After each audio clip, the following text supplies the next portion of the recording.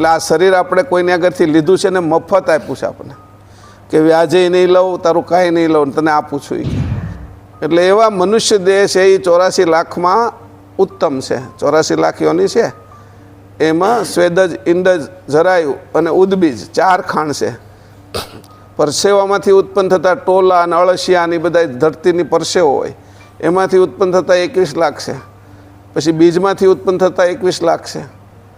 પછી ઈંડામાંથી ઉત્પન્ન થતા 21 લાખ છે. અને જરાયું આપણે ને ભેંસ ને ગાય ને જે રીતે ઉત્પન્ન થાય ઓરવાળા, એવા 21 લાખ છે. એટલે 21 લાખ એવી રીતે કરીને 4 ખાણ, 21 ગુણ્યા 4 કરી એટલે 84 લાખ યોનિની અંદર મનુષ્ય જન્મ શ્રેષ્ઠ છે.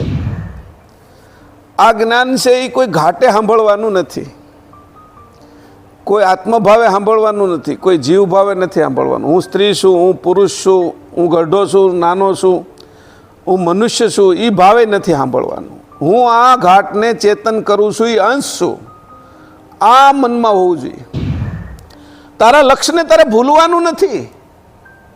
તું લક્ષ્યની અંદર વિચલિત નહીં થતો. તે મનુષ્ય શરીર લીધું છે તો કોના માટે લીધું છે? હું કોણ છું, મારા કરતા કોણ છે, હું ક્યાંથી અહીંયા આવ્યો છું, એને જાણવા માટે મને મનુષ્ય શરીર મળ્યું છે. અંશનું ધામ તો કે કૈવલ ધામ છે.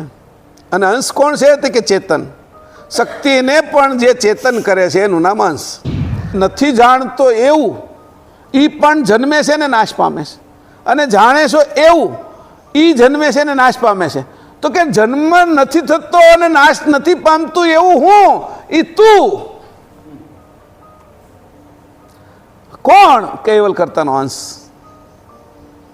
આવો તું, તારું સ્વરૂપ कि तू मारी सजाती नो सो. परम गुरु कैसे चैनल को सब्सक्राइब करिए, बेल आइकन दबाइए, ये वीडियो ज्यादा से ज्यादा लोगों तक पहुंचाइए.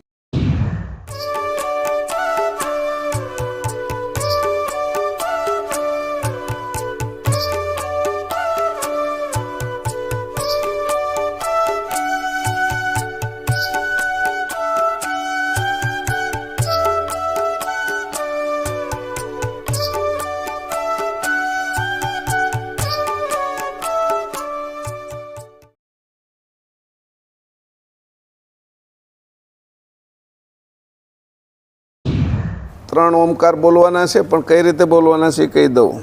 અ ને મ મેં જે રીતે કીધું છે કે પહેલાં છે એ મુખ ખુલ્લું રાખીને બોલવાનું, પછી હોઠ બંધ કરવાના, પછી દાંત ભીસીને બોલવાનું, એટલે 3 થઈ જાય. સત્વગુણ, રજોગુણ અને તમોગુણ. જે ઓમકારની 3 પાંખડીઓ આવે એ 3 પાંખડીઓનો ઓમકાર નાદ થઈ જાય, પરિપૂર્ણ, પૂર્ણ નાદ કહેવાય એને. અને બધો જ પ્રાણ શરીરમાંથી કાઢ્યા પછી નાક બંધ કરી અને નાભીને ફૂલાવાની, એટલે નાભીથી જે શ્વાસ લેતા હોય માના ઉદરમાં એ પ્રાણને શરૂ કરવાનો. એ કાર્ય ન થાય પણ આનો અભ્યાસ કરવાથી થાય. એટલે એ પ્રાણ મૂળ પ્રાણ છે. 9 મહિના જે નાભીમાંથી નાડથી જે શ્વાસ લીધો હોય ને નાકથી ન લીધો હોય ત્યારે એ પ્રાણ મૂળ પ્રાણ છે. એમાં ભૂખ તરસ ન લાગે આપણને. અને એ આપણો આ મૂળ તત્વનો પ્રાણ કહેવાય, એને રોશન સમીરા કહેવાય. પ્રકાશિત વાયુ, રોશન એટલે પ્રકાશ, રોશની કહીએ ને આપણે, પ્રકાશ, અને સમીરા એટલે વાયુ. એ વાયુ માના ઉદરમાં લે બાળક એટલે એનું રૂપાંતર મનુષ્યમાં થઈ જાય, એવો વાયુ છે. એ વાયુ ફરીથી પાછો આપણે શરૂ કરવાનો છે, એની આ પ્રેક્ટિસ છે.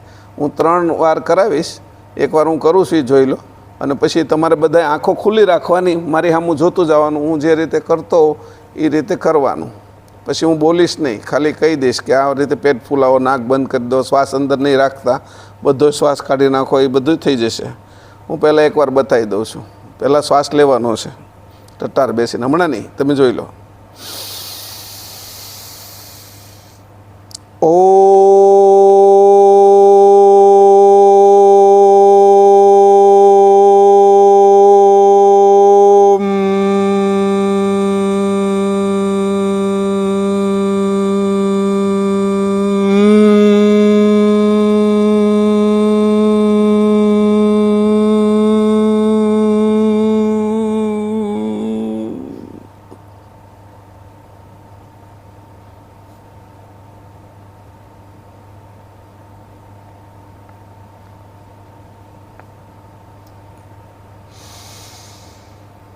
મોઢું અને નાક બંને બંધ કરી દેવાના, અંદર શ્વાસ હશે નહીં, પછી પેટ ફૂલાવાનું.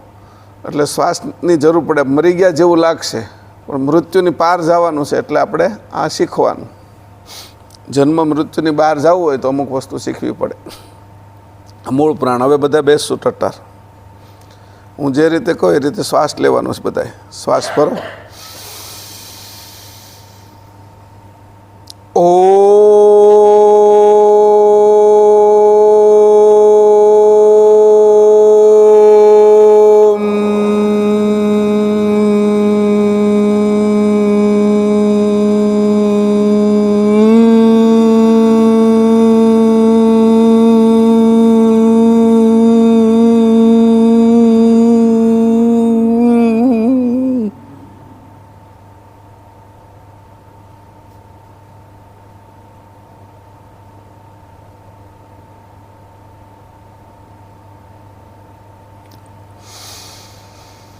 જેટલું રહેવાય એટલું રહેવાનું, ઓછું રહેવાય તો ઓછું રહેવાનું. શરૂઆત ઓછી થશે પછી ધીરે ધીરે વધતું જશે. ફરીથી એકવાર.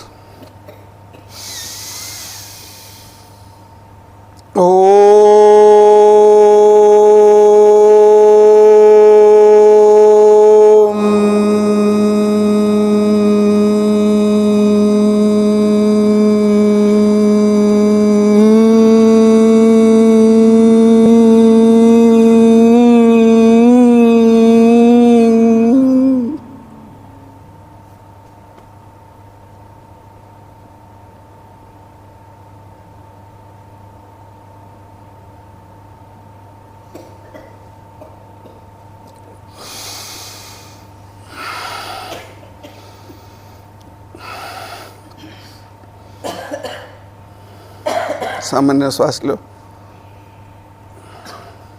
પરસેવો વળી જવો જોઈએ થોડોક. એટલે આ બધા રૂવાટીની અંદરથી પ્રાણ શરૂ થઈ જાય. શરીરને જરૂર પડે શ્વાસની એટલે બધેથી ખેંચવા લાગે. એટલે એનાથી આખા શરીરના રોમે રોમ ચેતનતા આવી જાય, જાગૃતિ આવે. ફરીથી એકવાર બધા શ્વાસ ભરશું.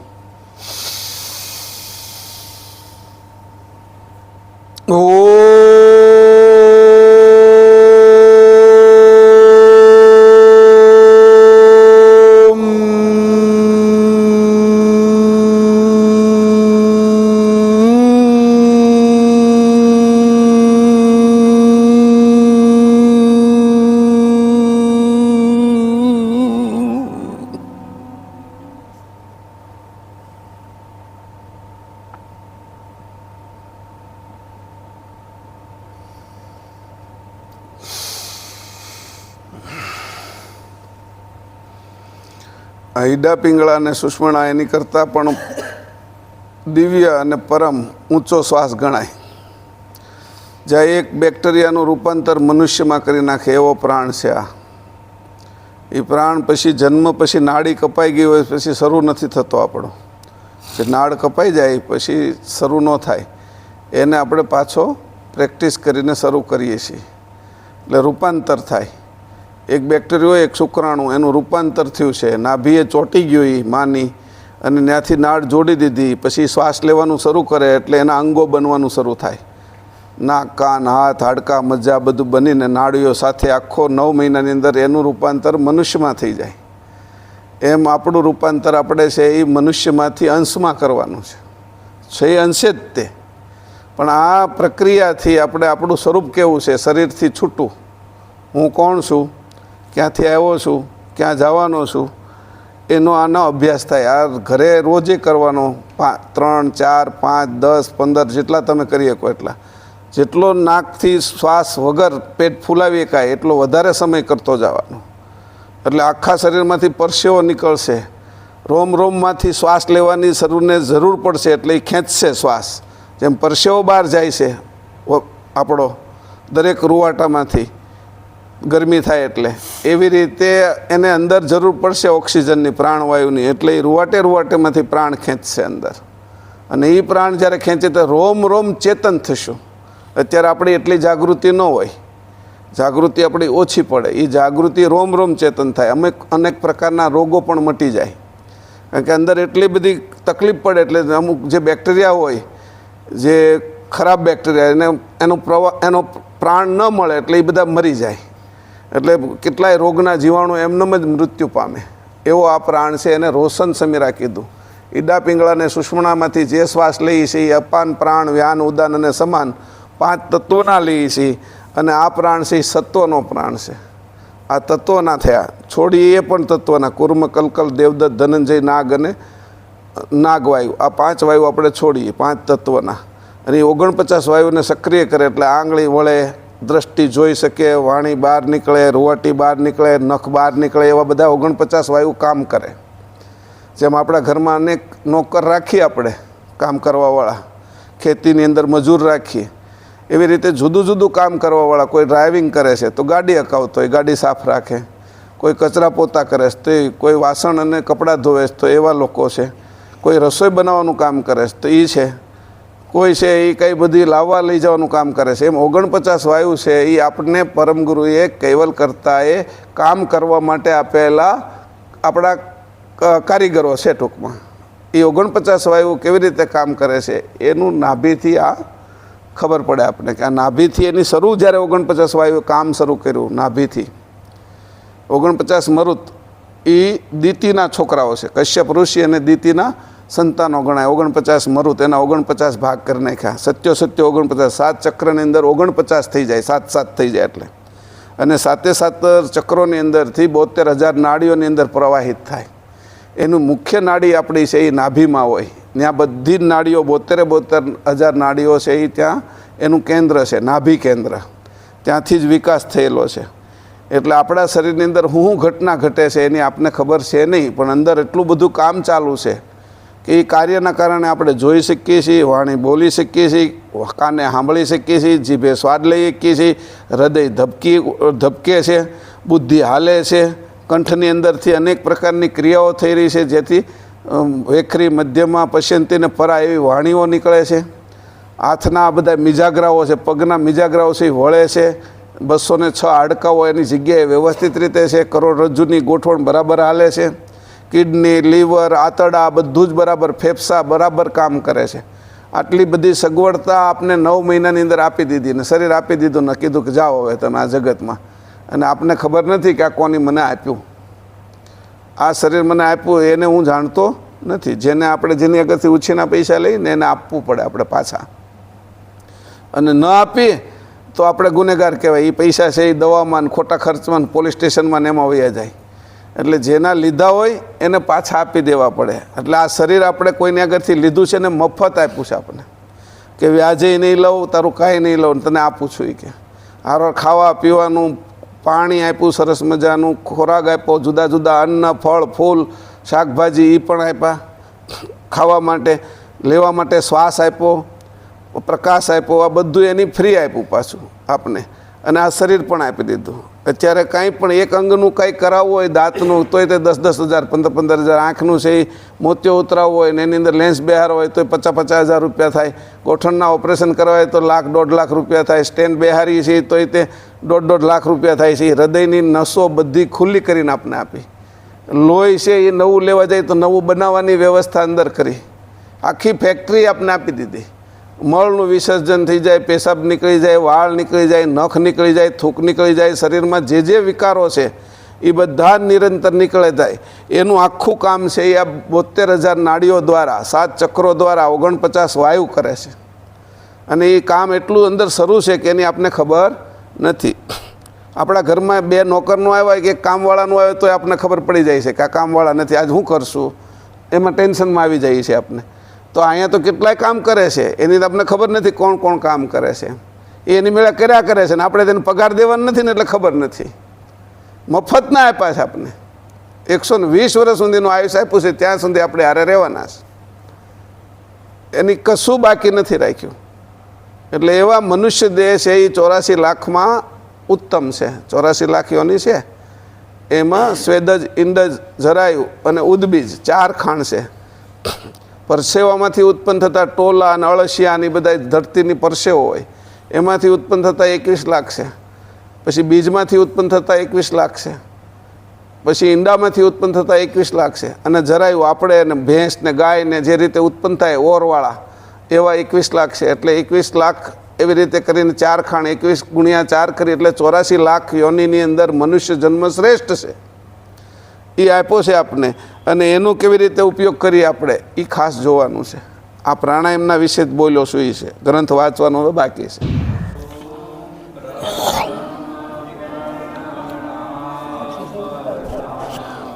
જીનું સકલ પરાપર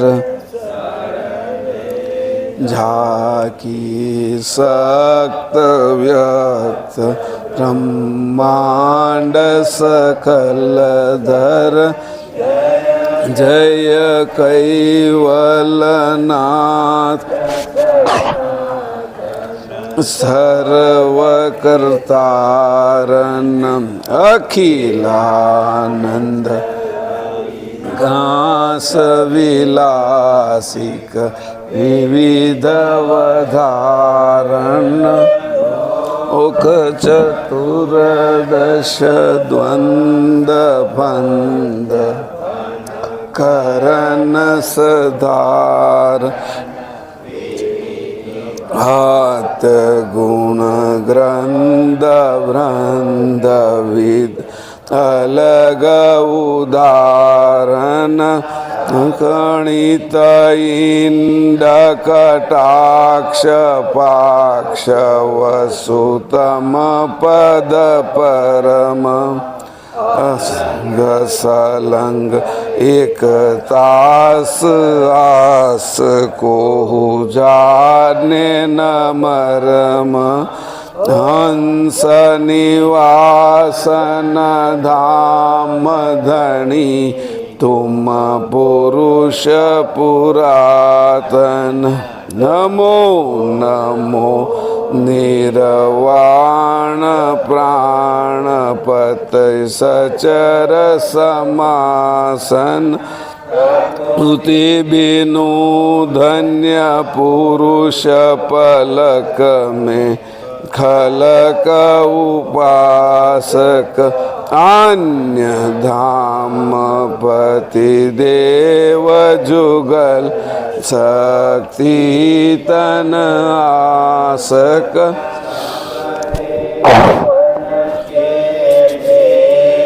सकल सिर हो तुम कैव साक्षीवंत सुत सलंग प्रौढ़ पद पुरुष ये कलमल जय करुणामय कंत अंत मध्य आद्य परापर स्वरूप स्तुति कुबेर निज ग्रंथ करन स्वर मंगलाचरण परथम यही धरन सजन उर ध्यान अब ग्रंथन पारंभहु सुनहो संत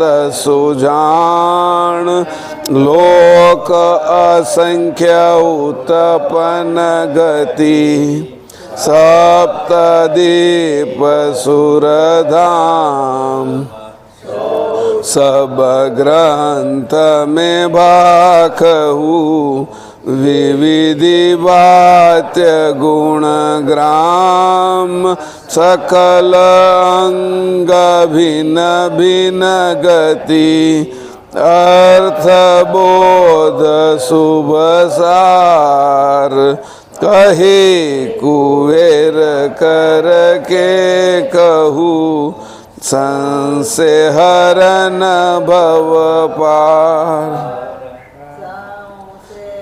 रन भव ई जय सागर महाराज की जय तपस्वी रघुराम महाराज की जय दास जी महाराज की जय वलधाम की जय सत केवल साहेब હવે આપણું જે અંગ છે ચાલુ 77મું અંગ 403 પેજ અગાધ ગતિમાં.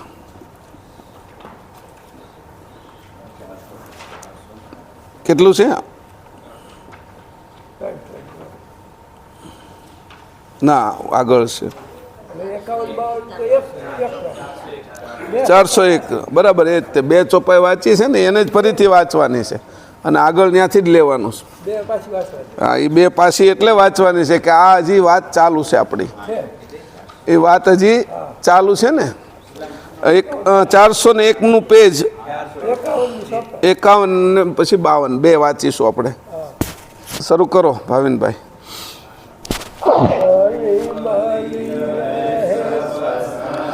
તસ જનહી કરન લગે હમ જ્ઞાન ભજનહી અગમય ગોચર ગમ નહીં વેદુ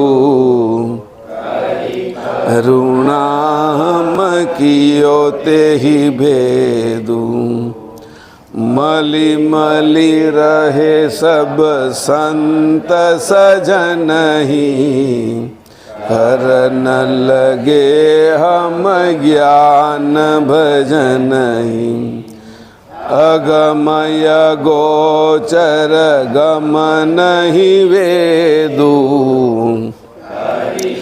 ઋણાહમ કિયો તેહી ભેદુ જડ ચેતન તન કરી ભિન્ન ભિન્ના નિજ કૈવલ પદ લક્ષ્ય કહી દીના और प्रश्न बहु बूझे अगाधु संशय छोड़ सब किए समवादु जड़ चेत करी भिन्न भिन्ना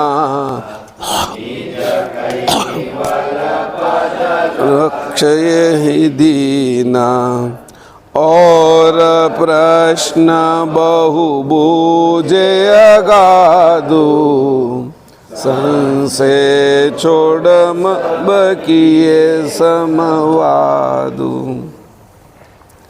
પરમ ગુરુ અહીં કહે છે કે જે મારે ત્યાં 8 લોકો આવ્યા, પ્રેમદાસની સાથે 7 એના શિષ્યો અને પ્રેમદાસ, અને એ 4.5 મહિના મારે ત્યાં રહ્યા છે કે એટલે એને મેં બધાય જ્યારે મળી ગયા એકબીજાની સાથે તો એને મેં અનેક પ્રકારનું જ્ઞાન કીધું કે આ જ્ઞાન છે એ કોઈ ઘાટે સાંભળવાનું નથી, કોઈ આત્મભાવે સાંભળવાનું નથી, કોઈ જીવ ભાવે નથી સાંભળવાનું. હું સ્ત્રી છું, હું પુરુષ છું, હું ગઢો છું, નાનો છું, હું મનુષ્ય છું, એ ભાવે નથી સાંભળવાનું. હું આ ઘાટને ચેતન કરું છું, એ અંશ છું, આ મનમાં હોવું જોઈએ. અહીંયા બેઠા હોઈએ આપણે તો કોઈના દીકરા છે, કોઈના પિતાજી છે, કોઈની મા છે, કોઈની બેન છે, આવા બધા ભાવે નથી સાંભળવાનું. આપણું નામ છે એનાથી નથી સાંભળવાનું, જેનું કામ છે એનાથી સાંભળવાનું છે. કામ આ શરીરમાં કોનું છે? અંશનું. આ બધું જ શરીર હાલે છે એ કોનાથી હાલે છે? અંશથી. હવે સ્ત્રી પુરુષના બધા જ ભાવોને રદ કરીને પછી સાંભળવાનું છે. એટલે સ્ત્રી પુરુષના બધા ભાવો જ્યારે રદ થઈ જાય ત્યારે એની અંદર રહેલા પુરુષ અને સ્ત્રી વિશેના વિભાગો એ 8 અને 10, 8 અને 2 એનું બંધારણ કરીને જે 10 ભાગ થયા છે એ ભાગો રદ થઈ જાય. મારે છે એ સ્ત્રી પુરુષના ભાવથી ઉપર હું ચેતન છું, આ મેં સ્ત્રીના કપડાં પહેર્યા છે, આ પુરુષના કપડાં પહેર્યા છે, આટલો જ ભાવ એમાં. આજે કંઈ આપણે કોઈ લગ્નમાં ગયા તો સૂટ પહેર્યા છે, કોઈના છે સંગીત સંધ્યામાં ગયા તો કુર્તું સલવાર ને એવું પહેરેલું છે, અને કોઈના બેસણાની અંદર ગયા તો એ લેંઘો ને જબ્બો ને એવું પહેરીને ગયા છે. તો એવી રીતે જુદા જુદા કપડાં જુદા જુદા સમયે આપણે પહેરીએ છીએ. એટલે આપણે કપડાં પ્રત્યેનો અમને કોઈ મોહ નથી. કાર્ય માટે કપડાં પહેરેલા છે એટલે હું પોતે અંશ છું, ચેતન, જે આ જડ શરીરને પણ ચેતન કરું છું. એવી રીતે સાંભળવાનું પરમ ગુરુ ત્યાં બધાને કહે છે કે આ હું તમને જે વાત કરું છું એ તમે દેહ ભાવે સાંભળશો, જીવ ભાવે સાંભળશો, આત્મ ભાવે સાંભળશો, પછી એકબીજાના સંબંધ ભાવે સાંભળશો તો તમે પૂરું જ્ઞાન સાંભળી નહીં શકો. કારણ કે તમારો દેહભાવ, તમારો જે ગુણ, તમારી અંદર રહેલા જે કંઈ બધા તમારા સંસ્કારો છે, એ લક્ષણો છે, એ તમને આડા આવશે. તમારું એક જ લક્ષણ છે, તમે પોતે ચેતન છો અને આ જડ ઘાતને પણ ચેતન કરો છો. પેટ્રોલનું લક્ષણ શું? પોતે સળગે છે અને ગાડીને ચલાવે છે. ગાડી ચાલે છે એનું કારણ પેટ્રોલ છે, પણ એ બેય જડ છે, ગાડી અને પેટ્રોલ. એની અંદર જે કળા ભરી છે એના કારણે ચાલે છે. આમાં તો આપણે ચેતન છીએ અને આ નસે નસને ચલાવીએ છીએ, રોમે રોમને ચલાવીએ છીએ. આપણે છીએ એટલે આ શ્વાસ લેવાય છે અને છોડાય છે. આપણે અંશ છીએ એટલે આ ખાયેલું છે એ પચે છે, એમાંથી લોહી બને છે અને શરીરની અંદર વહે છે. એટલે પહેલાં તો હું જે છું એને હું છોડી દઉં બહાર. આ બાજુનો મને અસ્મિ લાગેલો છે, દેહોસ્મિ, હું દેહ છું. જીવોસ્મિ, મને આવા આવા સંસ્કારો છે, મને આવું જોઈએ, આવું ન ભાવે, આવું ભાવે, આવું પહેરવું છે, આવું ફરવું છે, મને આ ગમે, આ ન ગમે, એ બધા સંસ્કારો જીવના છે. પછી શિવોસ્મિ, મારે બધાનું સારું કરવું છે, કલ્યાણ કરવું છે. તારે ક્યાં કરવું છે? ભગવાન કરી રહ્યા છે, તું હું કામ કરે છે? એટલે ઈશ્વર કરે છે, એટલું બધું સરસ કરે છે. વરસાદ હું લાવી શકું? ન લાવી શકું. હવા હું બનાવી શકું? ન બનાવી શકું. સૂર્ય હું બનાવી શકું? ન બને. મારું શરીર હું મારું લોહી હું ન બનાવી શકું. એની વ્યવસ્થામાં થાય છે. એટલે એ જે શિવોસ્મી છે, બીજાનું કલ્યાણ કરવું, બીજાની સેવા કરવું, એ ભાવને બહાર મૂકી દેવાનો. એ જેને લઈ જવો હોય છે એ લઈ જશે, એની સેવા કરશે. સેવા તો ભગવાન કરે છે 24 કલાક જાગીને. આપણી શ્વાસોશ્વાસ લેવાની, આપણે હોઈ જઈએ છીએ તોય મળનું વિસર્જન કરાવી નાખે છે. અંદર શરીરની અંદર રહેલો કચરો બધો જ બહાર કઢાવી નાખે છે. અને જે ઉત્તમ વસ્તુ છે એને છે એ પાછું અંદર સંગ્રહે છે. હાડકાં તૂટી ગયા તો હાડકું બનાવી નાખે છે, લોહી ઘટે તો લોહી બનાવી નાખે છે, દ્રષ્ટિ ઓછી થાય તો દ્રષ્ટિ અંદરથી બનાવે છે, વાણી બનાવે છે, વાતો કરી શકીએ છીએ. નસે નસ નાડીઓ, ચામડી ફાટી ગઈ હોય, ટાંકા લીધા હોય તો એ પાછી હાંધીને હરખી કરી નાખે છે. એમાં હું કાંઈ કરી શકું છું? તો કે મારો એમાં કાંઈ હાલતું નથી. તે સેવા કોણ કરે છે? તો કેવો તને જો ભાવ લાગે શિવોસ્મીનો કે મારે કલ્યાણ કરવું છે, એ અસ્મિને કાઢી નાખ. તું શિવ પણ નથી. ચિદાનંદ રૂપમ શિવોહમ શિવોહમ કહીશ તો તારે બધાનું કામ કરવું પડશે, સેવા કરવી પડશે. તું સેવાથી પર છો, તું અંશ છો. તું હો તો થઈ જાય. સૂર્ય ત્યાં હોય તો જીવ માત્ર સવારમાં છે ઉગે અને જાગી જાય. પક્ષીઓ છે એનો માળા છોડી અને છે એનો ચણ માટે વયા જાય. બધા જીવ જંતુઓ જાગી જાય. કીડીઓ એનું કામ શરૂ કરી દે. કમળ ખીલી જાય, ફૂલ ખીલી જાય. સૂર્ય તો ત્યાં છે, એના હોવા માત્રથી જગતની અંદર જાગૃતિ આવે, એ ઉગે ત્યાં. એમ તું આ શરીરમાં આવે ત્યાં જગત, આ તારું જગત છે કે એની અંદર તારા કારણે તું આનો સૂર્ય છો કે તારા કારણે આની અંદર ચેતન છે, ચેતના છે. તારું સ્વરૂપ જ જોતું કે એવી રીતે કરીને શિવોસ્મીથી પછી હું આત્મા છું તો આત્મોસ્મીથી છૂટું પડવાનું. જીવોસ્મીથી જેમ છૂટા પડ્યા એમ હું આત્મા છું, પ્રાણ સ્વરૂપ છું. પ્રાણ તો જળ છે તારો, એને ચેતન કરનાર તું છો. એટલે તારે અંશે થઈને સાંભળવાનું છે, આત્મભાવે સાંભળવાનું નથી. એનાથી આગળ જા તો જ્ઞાનોસ્મી, મને બધું જ્ઞાન છે. પણ તને કેટલું જ્ઞાન હોય? તને થોડી ખબર છે કે આ બેક્ટેરિયાની અંદર શું થઈ રહ્યું છે? તારા શરીરની અંદર જે જીવાણુ વિજાણુ જે કાંઈ કામ કરી રહ્યા છે એ કઈ રીતે કામ કરે એની તને ખબર છે? આ બ્રહ્માંડ કઈ રીતે કામ કરે એની તને ખબર છે? આ વરસાદની વ્યવસ્થા કઈ રીતે કરી છે એની ખબર છે? આ આંબાની અંદર કેરી કેમ આવે છે, નાળિયેરની અંદર ઉપર પાણી કોણ ભરે છે, એની શું વ્યવસ્થા છે એની તને ખબર છે? એટલે તને કાંઈ જ્ઞાન નથી, એટલે એવો અસ્મિ પણ રાખતો નહીં કે મને કંઈ આવડી ગયું છે એવો ભાવ રાખીને મને આવડે છે એ ભાવે પણ તું અહીંયા બેસતો નહીં કે તો તને આવડશે નહીં કાંઈ. જે પડેલું છે, તારી જે થેલી ભરેલી છે એ થેલી ભરેલી હોય તો એમાં બીજું નવું કાંઈ નાખી ન શકાય. એટલે પાત્રને પહેલાં ખાલી કરવું પડે. આ જે શરીર રૂપી છે, મન રૂપી છે, આપણા જે 7 શરીર છે, સ્થૂળથી લઈને પ્રણવ અંકુરી દેહ સુધી, એને ખાલી કરવા પડે. જે પાત્ર ખાલી થાય એની અંદર નવું ભરીએ શકીએ આપણે. અને આમાં કાંઈ નવું ભરવાનું નથી, તારું સ્વરૂપ છે જ તે, હાજર જ તે. જેવો તું ખાલી થયો, તમે વાસણની અંદરથી લોટ કાઢી નાખો, તેલ કાઢી નાખો, પાણી કાઢી નાખો તો કાંઈ આકાશ ભરવું પડે? આકાશ તો હોય જ, એને ભરવું ન પડે. તમે તેલ કાઢીને છે એ પાણી ભરી શકો, પાણી કાઢીને તમે દૂધ ભરી શકો, દૂધ કાઢીને તમે માટલાની અંદર છે એ લોટ ભરી શકો, પણ આકાશ તમારે ભરવા જવું પડે? ના છે જ. એમ તું જ્યારે ખાલી થાય છે એટલે તારા સ્વરૂપ છે, નિર્મળ સ્વરૂપ છે, એ તને દેખાશે.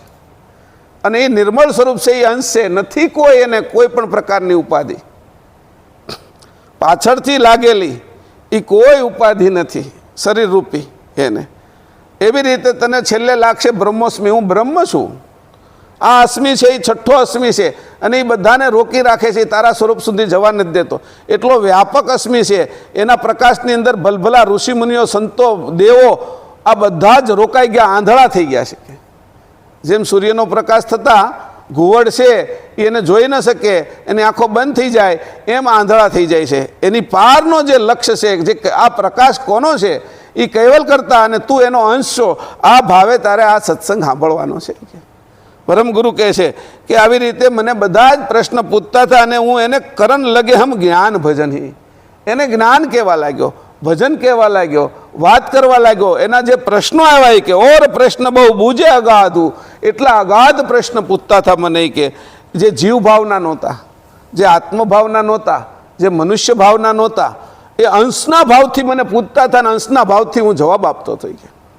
એવા વિશેષ પ્રશ્નો જે પૂછતા હતા એનો જવાબ આપતો હતો. એ સામાન્ય બુદ્ધિથી ન સમજાય એવા પ્રશ્નો કાઢતા હતા અને સામાન્ય બુદ્ધિ એને જાણી ન શકે એવા હું એને જવાબ આપતો હતો. એટલે એને કીધું કે તારી અંશની બુદ્ધિ જાગૃત રાખજે. મનુષ્યની તારી જે અત્યારે તું મનુષ્ય મહેશ છો કે અહીંયા ઠાકરસિંહભાઈ છે કે ગીતાબેન છે કે એવા કોઈ એની બુદ્ધિ જાગૃત નહીં રાખતા. કે એની બુદ્ધિ તમને નડશે, રોકશે, એ આડી પડશે. એવી બુદ્ધિને તમે રદ કરી નાખજો અને તમારી પોતાની બુદ્ધિ જાગૃત કરજો, જે અખંડ બુદ્ધિ છે. હમણાં કંઈ શીખ્યા હોય ને આવડી ગયું હોય પછી ભૂલી પણ જાય, આવતા જન્મે યાદ ન પણ રહે. અમુક સંસ્કારો પડ્યા હોય તો એ કર્મ બંધાઈને આપણને લઈ જાય, પણ પછી એનાથી વધારે યાદ ન રહે. તારું સ્વરૂપ છે એ હંમેશા છે, એની બુદ્ધિ અખંડ છે અને બાકીની આ બાજુ બનેલી બુદ્ધિ ખંડિત છે. બને એ કાર્ય કરે અને એનો નાશ થાય. તો કે એવું તારું સ્વરૂપ નથી. કે તારા લક્ષ્યને તારે ભૂલવાનું નથી. તું લક્ષ્યની અંદર વિચલિત નહીં થતો. તે મનુષ્ય શરીર લીધું છે તો કોના માટે લીધું છે? હું કોણ છું, મારા કરતા કોણ છે, હું ક્યાંથી અહીંયા આવ્યો છું, એને જાણવા માટે મને મનુષ્ય શરીર મળ્યું છે. અને આ જાણ માટે મને આ મનુષ્ય શરીર મળ્યું તો એ મારા લક્ષ્યથી હું વિચલિત ન થાઉં. મને કોઈ દેવી દેવતાઓની અંદર, કોઈ ખોરાકની અંદર કોઈ લોભ, કામ, ક્રોધ, મોહ, ભય એ ન પકડે. કારણ કે એ બધા પકડે છે ત્યારે હું મારા લક્ષ્યથી વિચલિત થાઉં છું. હું ત્યાં પહોંચી શકતો નથી. મેં નક્કી કર્યું છે કે મારે અહીંયા પહોંચવાનું છે, એમાં વચ્ચે આવ્યું એ બધું મેં ભલે કર્યું, પણ મારો લક્ષ્ય તો આ જ છે. લક્ષ્યને મારે નથી ભૂલવાનું. તો અહીંયા કીધું કે આ રીતે તારે છે એ જાગ્રત રહેવાનું છે. અંશો તમે જાગ્રત રહો. અને એના પ્રશ્ન પૂછવામાં, એમાં સુખરામે પ્રશ્ન પૂછ્યો છે. હવે એની વાત આવે છે કે તમે જ્યારે તમે કહો છો કે અમે અંશ છીએ, એમ મને ખબર નથી. હું તમને કહું છું તમે બધા અંશ છો અને હું અંશ છું, પણ તમે એમ કહો કે ના ના હું તો પુરુષ છું, હું તો સ્ત્રી છું, હું તો આની મા છું, આની બેન છું, મારી આ ઉપાધિ છે, હું શિક્ષક છું, હું પ્રોફેસર છું, એન્જિનિયર છું, ડૉક્ટર છું, હું મજૂર છું, ખેડૂત છું. આ બધું તું નથી. હું કહું છું એટલે તારે માનવાનું નથી. તું જે છો એ તારે જોવાનું છે, એને જાણવાનું છે અને અનુભવવાનું છે. તારા વગર આ ડૉક્ટર ન થાય કોઈ, તારા વગર આ એન્જિનિયર કોઈ ન થાય, તારા વગર કોઈ પ્રોફેસર ન થાય. તું છો એટલે આ પ્રોફેસર થઈ શકે છે, આ મજૂર થઈ શકે છે. એ બધી ઉપાધિ તારા કારણે છે. તું ન હોય તો શરીરનો નાશ થઈ જાય. શરીર તું છોડી દે એટલે એમાં પછી કાંઈ રહે નહીં. ભલે ગમે એવો વડાપ્રધાન હોય તો પણ એને બાળી જ દેવા પડે. વાજપેયીને બાળી દેવા પડ્યા, એને રાખાય નહીં. ભલે એની અંતિમ યાત્રા થોડી મોટી નીકળે, એમાં મોટા નેતાઓ આવે, એમાં ફૂલ વધારે હોય, શણગાર વધારે હોય, પણ એ શણગારથી એને શણગારીને કાંઈ એને મૂકી ન રખાય, એને બાળી જ દેવા પડે, ગમે એવડા મોટા હોય. તો તારા કારણે વડાપ્રધાન પદ છે, તારા કારણે મજૂરી પદ છે, તારા કારણે તારી જે ઉપાધિ છે એ બધી જ છે. ઉપાધિ રહિત તું પોતે થઈ અને આ ગ્રંથ સાંભળ, મારી વાત સમજ. કારણ કે એના માટે તમે મારી આગળ આવ્યા છો. 8 જણા જે આવ્યા હતા એના માટે, અને બાકીના જે 750 સાધુઓ ત્યાં રહેતા હતા, કુલ 1200 સાધુઓ હતા. બીજા હરિજનો હતા, એમ 1500-2000 લોકો સારસાની અંદર એ સમયની અંદર આવતા. એમાં આ જ્ઞાન પરમગુરુ એને કહેતા. એમાંથી જે ટોપ લેવલના હતા, જે બીજા ધામોમાંથી આવ્યા હતા, કોઈ નિરંજન ધામમાંથી આવ્યા હતા પરમગુરુને આવતા જોઈને, કોઈ છે એ શક્તિધામમાંથી આવ્યા હતા, કોઈ ગૌલોકમાંથી આવ્યા હતા, કોઈ વૈકુંઠમાંથી આવ્યા હતા, કોઈ કૈલાસમાંથી આવ્યા હતા, કોઈ બ્રહ્મપુરીમાંથી, સતલોકમાંથી, જનલોકમાંથી, મહરલોકમાંથી, આ બધા લોકમાંથી જ્યારે પરમગુરુ અહીંયા આવતા હતા ત્યારે એને જોઈને એની પાછળ આવેલા એવા જે શ્રેષ્ઠ લોકો હતા એ પ્રશ્ન પૂછતા હતા કે અમારું સ્વરૂપ શું? કોઈ તો સિદ્ધો હતા, આકાશમાં ઉડી શકે, પાણી ઉપર હાલી શકે, અદૃશ્ય થઈ શકે, એની પોતાની સિદ્ધિ છોડી દીધી હતી એની સામે. કોઈ દેવતાઓ હતા, એની દેવત્વ છોડી દીધું હતું એની સામે. કોઈ ભગવાન કહેવાતા હતા, એની ભગવત્તા છોડી દીધી હતી એની સામે. કોઈ મોટા ઋષિમુનિઓ કહેવાતા હતા, જેને પોતાએ એટલું તપ કર્યું હતું અને એટલું જ્ઞાન હતું, એ પરમગુરુના ચરણમાં બ્રહ્મ જ્ઞાન સહિતનું જ્ઞાન પણ છોડી દેતા હતા. જે મારું પોતાનું મૂળ સ્વરૂપમાં બધું જ મને આડું આવનારું છે, હે પરમગુરુ મને મારા સ્વરૂપનું જ્ઞાન આપો, અને હું ક્યાંથી આવ્યો છું અને હું કોનો વાસ્તવમાં છું, સત્ય વસ્તુ મને કહો. એટલે પછી પ્રશ્ન પૂછે છે કે હું જ્યાંથી આવ્યો તમે જ્યાંથી આવ્યા એ કેવલધામ કેવલ કરતાનું કેવું છે? એવો પ્રશ્ન જ્યારે સુખરામે પૂછ્યો ત્યારે એના બે ચોપાઈમાં એની જવાબ આપ્યો. 47 અંગમાં પાછા અત્યારે આપણે જઈશું. એની શરૂઆત કરી છે કે કેવલધામ કેવું છે. આવા માટે પૂછે છે કે હું જ્યાંથી આવ્યો એ મને ધામનો પરિચય તો કરાવો. એટલે આપણે 47 અંગમાં જઈએ. એટલે 37 અંગમાં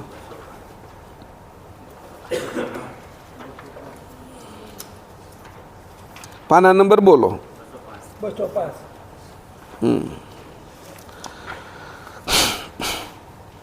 કાલે જે 2 ચોપાઈ વાંચી ને એને ફરીથી વાંચવાની છે, પહેલી અને બીજી. એમાં પરિચયની શરૂઆત કરી છે કે કેવું છે એમ. ફરીથી આપણે વાંચીએ. तिनके पर है अधर जलीचा अवरण दीप सुधारस सीचा आसन अचल विगत गतना बरन न रहित जड़े जहाँ रतना तिनके पर है अधर जलीचा अवरण दीप सुधारस सीचा आसन चल अभिगत गतना बरन न रहित जड़े जहाँ रतना तिनकी उपमा कहाँ मम दीजे पहुँचे नहीं अनुभव बुद्धि छीजे तहाँ बैठे निज करता कैवल अकरत कुदरत रहित ये कलमल तिनकी उपमा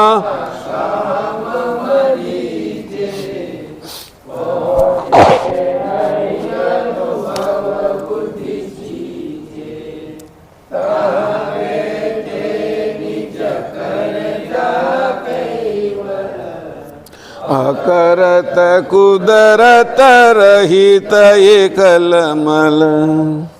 પરમગુરુ કૈવલધામનું વર્ણન કરે છે. એ સુખરામ સાંભળી કે તે આવો પ્રશ્ન કર્યો ને કે કૈવલધામ કેવું હોય કે અમે તો અમારું ઘર જાણીએ છીએ, અમારું ગામ જાણીએ છીએ, કદાચ બહાર બધે ફર્યા હોય તો ક્યાં કયા તીર્થધામો ક્યાં આવેલા છે, ચાર ધામો જાણીએ છીએ, 12 છે જ્યોતિર્લિંગોમાં ગયા છીએ, 7 પુરીની અંદર ફરીએ છીએ, ક્યારેક આ બધામાં અમે યાત્રા કરી છે કે આનો અમને પરિચય છે. ક્યારેક કુંભના મેળામાં જઈએ છીએ તો એની ખબર છે અમને, ક્યારેક તરણેતરના મેળાની અંદર જઈએ છીએ, કોઈ એક જગ્યાએ ધાર્મિક મેળાઓ થાય છે, કોઈ અનુષ્ઠાનો થાય છે એમાં જઈએ છીએ, એ બધાની ખબર છે કે વળી પાછા આ બધા તો આવેલા હતા કોઈ વૈકુંઠથી ને કોઈ નિરંજન ધામમાંથી, એ પાછા કહેતા હતા અમે નિરંજન ધામનું જાણીએ છીએ કે પણ કૈવલધામની અમને ખબર નથી. શક્તિધામમાંથી આવેલા હતા એ કહે છે કે અમે શક્તિધામમાંથી આવ્યા હતા એની અમને ખબર છે પણ અમને કૈવલધામની ખબર નથી.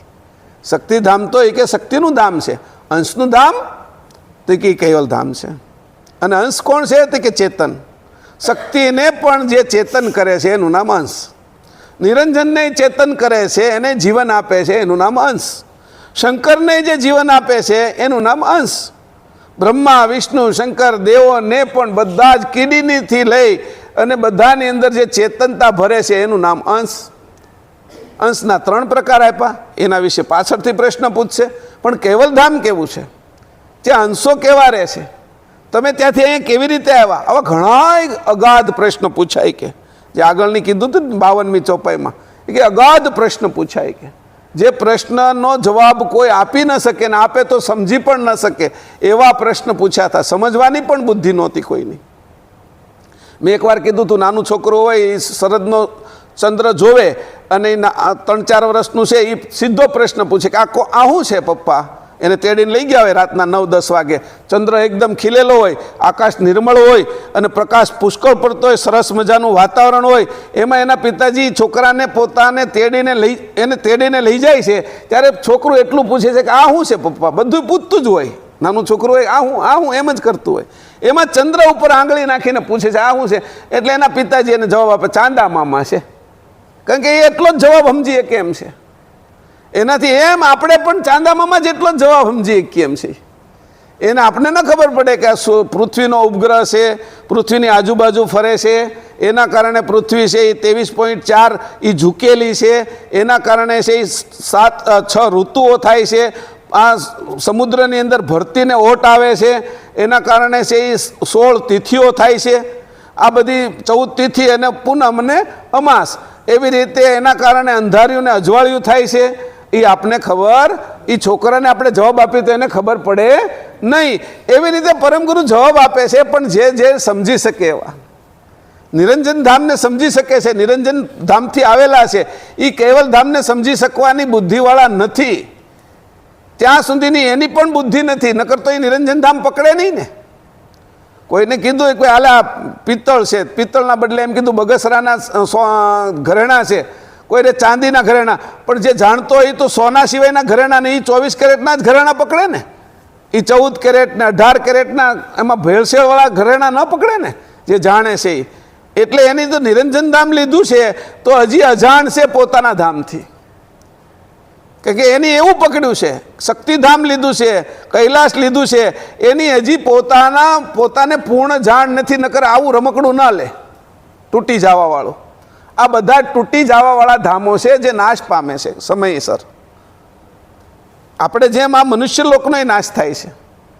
પૃથ્વી તે 4 અબજ 32 કરોડ વર્ષે પાછી પાણીની અંદર વહી જાય અને જળબંબાકાર થઈ જાય. વળી 4 અબજ અને 32 કરોડ સુધી રાત્રે બ્રહ્માજીની, ત્યાં સુધી પાણીમાં રહે. પછી જ્યારે દિવસ ઉગે બ્રહ્માજીનો, એટલે પાણીમાંથી પૃથ્વી બહાર આવે, ધરતી બહાર આવે, ને પછી એનું વાતાવરણ શરૂ થાય. અને એ વાતાવરણ શરૂ થાય પછી એમાં જીવ જંતુ માત્ર બધા બનતા જાય, એમાં મનુષ્ય બને. વળી પાછું 4 અબજ ને 32 કરોડ વર્ષે પ્રલય થાય. એવી રીતે 25 અબજ અને 92 કરોડ વર્ષે છે એ સૂર્ય આપણો નાશ પામે, આ સૂર્યમંડળનો નાશ થઈ જાય. તો એવી રીતે બધાનો કાળ આપવામાં આવ્યો. એવી રીતે બ્રહ્મપુરીનો નાશ થાય, કૈલાસનો નાશ થાય, પણ કૈવલ ધામનો નાશ ન થાય. બધા જ નાશ પામવાવાળા ધામો છે, પણ એનું આયુષ્ય વધારે છે. એવી રીતે આયુષ્ય વધારે હોય, આપણું ઘરનું આપણે બનાવીએ તો એનું આયુષ્ય કેટલું ગણવામાં આવે તો કે 40-50 વર્ષ સુધી. સિમેન્ટમાંથી બનાવ્યું હોય તો 40, પછી પોપડા ઉખડવા મળે, ખરિયા બહાર નીકળી જાય, પાણી જવવા મળે, લાદી ઉખડવા મળે, એટલે નાશ થવા મળે. એમ આપણા શરીરમાં તે હાવ નવું આપ્યું હોય આપણે, ધીરે ધીરે એકદમ દાંતે નવા આવ્યા મસ્ત રીતે રહે. ત્યાં 50 વર્ષ થાય તો દાંતે હલવા મળે, પેઢાએ ચડવા મળે, 55-60 વર્ષ થાય તો આંખે ઓછું દેખાવા મળે, મોતિયા આવી જાય, નંબરના ચશ્માએ પહેરવા પડે, 42 વર્ષે બેતાળાએ નખાવા પડે, એમ જર્જરિત થઈ જાય, એટલે નાશ પામે. આપણા ઘાટ એ પણ એક ધામ છે જેમાં આપણે રહીએ છીએ. એક શરીર, આ એક શરીર છે જેમાં મકાન, આ બધા મકાનોમાં રહીએ છીએ આપણે. એનાથી પર જે મૂળ ઘર છે એનો પરિચય આપે છે. પ્રશ્ન પૂછ્યો છે એવો કે હા એ કેવું છે, એ કે પણ કેમ સમજાવવું એ બાળકને. આ બધા જે પ્રશ્ન પૂછે છે પરમગુરુ આગળ બાળક જેવા છે, બ્રહ્મજ્ઞાની હતા. આંખ મીચે ત્યાં કહી દેતા હતા મારું આયુષ્ય એટલું છે, આંખ મીચી ત્યાં કહી દેતા હતા પ્રાણાયામને જોઈને કે સારસાની અંદર કોઈ એવો મહાન પુરુષ છે કે એની આગળ જાય તો બ્રહ્મ જ્ઞાનથી ઉપરનું જ્ઞાન આપે ને આપણી પોતાના સ્વરૂપની વાત કરે, એવું જાણનારા આ 7-8 લોકો હતા. એને પણ ત્યાં આવવું પડ્યું પરમગુરુ આગળ કે આ વાતને છતાં એ વાત પરમગુરુ એ ધામનું વર્ણન કરે છે તો એ સમજવા માટે પર્યાપ્ત નથી. તો આપણે કેમ સમજશું? છતાં એક વિશ્વાસ છે કે તમે અંશે સાંભળશો તો સમજશો. જો બીજા ઘાટે સાંભળશો તો સમજશો નહીં. તમારી બીજી પ્રીતિ થશે. પ્રીતિ માત્ર અંશની જ થવી જોઈએ. ઘાટની પ્રીતિ થઈ એટલે પાછા મૃત્યુલોકમાં. તમારા ઘાટની થઈ અથવા બીજા કોઈ ઘાટની થઈ તો પણ અંશના ભાવે તમે જોશો નહીં તો નાશને પ્રાપ્ત થશો. કે અંશની બુદ્ધિ નહીં જાગૃત થાય. અંશની બુદ્ધિને જાગૃત કરવાની છે. આપણે કેટલોય લાકડાઓ બાળી તો સૂર્ય તો પ્રગટ ન થાય ને અંદરથી, હે ને?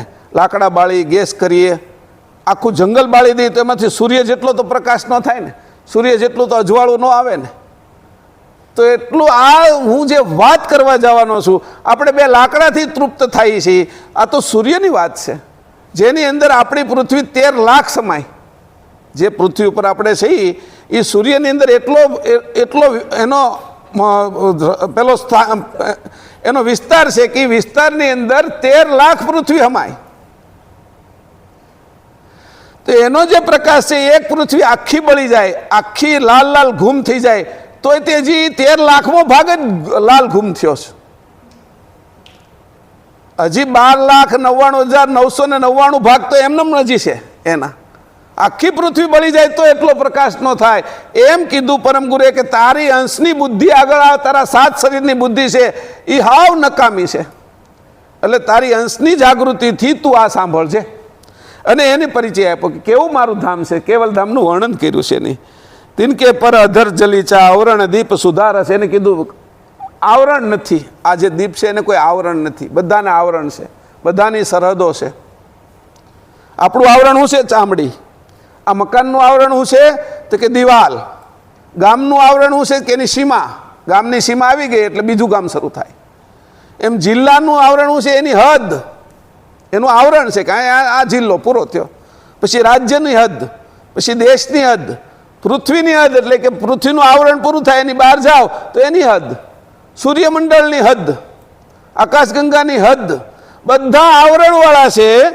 પછી કેવલધામ સિવાયના બધાને આવરણ છે કે એની હદ હોય કે તમે જે ધામ ગણી લો કે એને આવરણવાળી એની હદની બહાર એ જઈ ન શકે.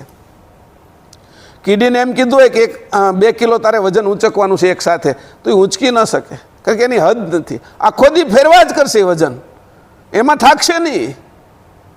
પણ એને એક હારે 2 કિલો કે કિલો વજન આપી દઈએ તો એ ઉપાડી નહીં કે કારણ કે એની હદ આવી ગઈ. એમ બધાની સમજની હદ હોય છે. એમ કીધું કે જે અંશની સમજવાળા છે એ આ વાત સમજી શકશે. એટલે અહીંયા પહેલાં કીધું કે આવરણવાળા છે, આવરણ દીપ, આવરણ વગરનો આ દીપ છે. તો તમે એને દીપ કેમ કહો છો? પાછું એવું થાય આપને. દીપ હોય એની આજુબાજુ સમુદ્ર હોય. આપણે થાય ને કે ભાઈ આ છે એ ટાપુ છે તો ટાપુની આજુબાજુ સમુદ્ર હોય. એટલે એને કીધું પણ એ કે આ જે દીપ છે એમાં સુધારસ, એ એવો રસ છે કે ત્યાં ભૂખ તરસ નથી લાગતી. આપણી આજુબાજુ ખારો સમુદ્ર છે. જંબુદ્વીપની આજુબાજુ ખારો સમુદ્ર, પુષ્કર દ્વીપની આજુબાજુ મધનો સમુદ્ર છે. એમ બધા સમુદ્રનું વર્ણન કર્યું છે પરમગુરુએ. અને એવું બીજા બધા શાસ્ત્રોમાં લખ્યું છે. જૈન શાસ્ત્રમાં લખ્યું છે, આપણા બીજા ઉપનિષદોમાં, પેલા આપણે આગમમાં અને પુરાણોમાં લખ્યું છે. તો એવી રીતે કે આપણા શરીરની અંદર પણ બધા રસો છે. આપણા શરીરની અંદર ત્યાં જે કીધું ને કે 7 રસો ભરેલા છે. એટલે કીધું કે આ જે રસ છે તો ત્યાં આગળ કયો રસ છે? તો કે અરસ. બધા રસ જેમાંથી ઉત્પન્ન થાય એનું નામ અરસ છે. કે એને તમે પી લો એટલે તમારે રસ ન પીવા પડે. તમારે નાળિયેર પાણી ન પીવું પડે, મોસંબીનું જ્યુસ ન પીવું પડે, આ કાજુ દ્રાક્ષનું જ્યુસ ન પીવું પડે, દૂધ ન પીવું પડે, લીંબુ શરબત ન પીવું પડે. તમને જે બધી ખેવના રહે છે, જે પ્યાસ લાગે છે, જે તૃપ્તિ નથી થતી, એ બધી સુધા રસ એવો છે ત્યાં કે એ રસની અંદર ખાલી અરસ છે. કે એ અરસ જો પીવાઈ જાય તો આ બધા રસ છે ને એની સામે ફિક્કા છે. કે તી કેવો હશે? કે અમૃત જેવો ના હોય. કે અમૃત નીચે રહે. કે દેવો માટે પીવાનું છે. કે અંશને પીવાનું અમૃત ના હોય. કે અરસ છે. કે દેવો અમૃત પીવે છે. એટલે કુંભના મેળામાં જે 3-4 ટીપા પડ્યા ને એની હાટું 50 કરોડ લોકોને આટા મારે છે અત્યારે. કોઈ ભીમ આવી ગયા ને કોઈ ફસાઈ ગયા ને કોઈ છે મરી ગયા, કોઈ છે એ હજી પોગી નથી કે 300 કિલોમીટર લાંબા સુધી હજી બધા લોકો છે. 3 ટીપા પડ્યા એ અમૃત છે, એ પીવાનું જે પીનારા છે એ દેવો છે. તારો એ ખોરાક નથી. મનુષ્યનો ખોરાક છે એ દેવોનો નથી, અને અંશનો જે ખોરાક છે એ તો સર્વોપરી ખોરાક છે. એટલે એની કીધું આવરણ રહિત છે. તારું કોઈ આવરણ નથી, તારું અંશનું આવરણ નથી, ને જે ધામ છે કેવલ ધામ એ આવરણ રહિત છે કે એને ચર્મ દ્રષ્ટિ નથી હોતી. અને સુધા રસી કે રસ પીવાનો છે તારે. રસ કેવો હોય? રસી કે નથી દેખાતો હોય ખરો કે જે આંબાની અંદર કેરી આવી છે એની પહેલાં જે થળિયામાં મૂળિયાની અંદરથી રસ ઉપર જાય છે એવો એ અદૃશ્ય રસ કહેવાય, અને એનાથી પરનો છે એને અરસ રસ કહેવાય. કેરીમાં જે રસ આવે છે એ તો આપણે જોઈએ કે એને ગોળીને રસ કાઢી શકીએ, એને પી શકીએ. નાળિયેરમાં રસ આવે છે એને જે પાણી છે નાળિયેર પાણી પી શકીએ આપણે, પણ નાળિયેરની અંદર જે પાણી ચડી રહ્યું છે નાળિયેરીમાંથી એ જે પાણી છે, આંબાની અંદરથી જે ચડી રહ્યો છે એ જે રસ છે, મોસંબીમાંથી જે ચડી રહ્યો છે એ આપણે દેખાય નહીં, એને અદૃશ્ય રસ કહેવાય. એના ઉપર અરસ છે કે જેને તમે પીવો પછી તમને આ બાજુ ભૂખ તરસ લાગે નહીં કે મારા ધામમાં આવો રસ છે. તમને કોઈને આવવાનો રસ છે ને એમ પૂછે છે. મારા ધામમાં આવો રસ છે, તમને કોઈને ને આવવાનો રસ છે કેવલ ધામમાં? કે તો આવી શકશો. તમને રસ હોવો જોઈએ ને, કોઈ રસ વગરની વસ્તુ થાય નહીં. તો કે અરસને પ્રાપ્ત કરવો છે એમાં રસથી નહીં પ્રાપ્ત થાય, એને અરસથી અરસ પ્રાપ્ત થશે. એટલે કીધું કે અરસ સુધારસ. પછી પાછું આગળ કીધું કેવું છે? આસન અચલ અવિગત ગતના. આ પહેલી ચોપાઈ હું કાલનો હજી વાંચું છું કે મારે 135 દિવસ પૂરા કરવાના છે અને 24 કલાક વાલે છે. કે પરમગુરુએ કેટલી વાત કરી છે કે જેના કારણે એમ થાય કે મારે કેવલ ધામ જવું છે. કારણ કે કોઈ માણસ તમને હાડીના વખાણ કરે, કોઈ છે એની વસ્તુ વેચવાના વખાણ કરે તો તમે એ વસ્તુ લ્યો ને કે આમાં આમ છે આમ છે આમ છે એમ કરીને તો લ્યો ને. પરમગુરુ કહે છે કે હું તો તને મફત દેવા આવ્યો છું, તારે બધાની કિંમત ચૂકવવી પડે, આની કોઈ કિંમત નથી ચૂકવવાની. તું આ બાજુનો કચરો કાઢી નાખ ને એટલે તારું સ્વરૂપ પ્રગટ થઈ જશે. આ બાજુનો કચરો કઢાવવા આવ્યો છું. કાંઈ કામ, ક્રોધ, લોભ, મોહ, ભય તારી અંદર જે ભરેલું છે એને હું કઢાવવા આવ્યો છું. એની અરે રમવા માટે નથી આવ્યો, એને કઢાવીને દૂર કરવા માટે, તારા સ્વરૂપને પ્રગટ કરવા માટે હું અહીંયા આવ્યો છું.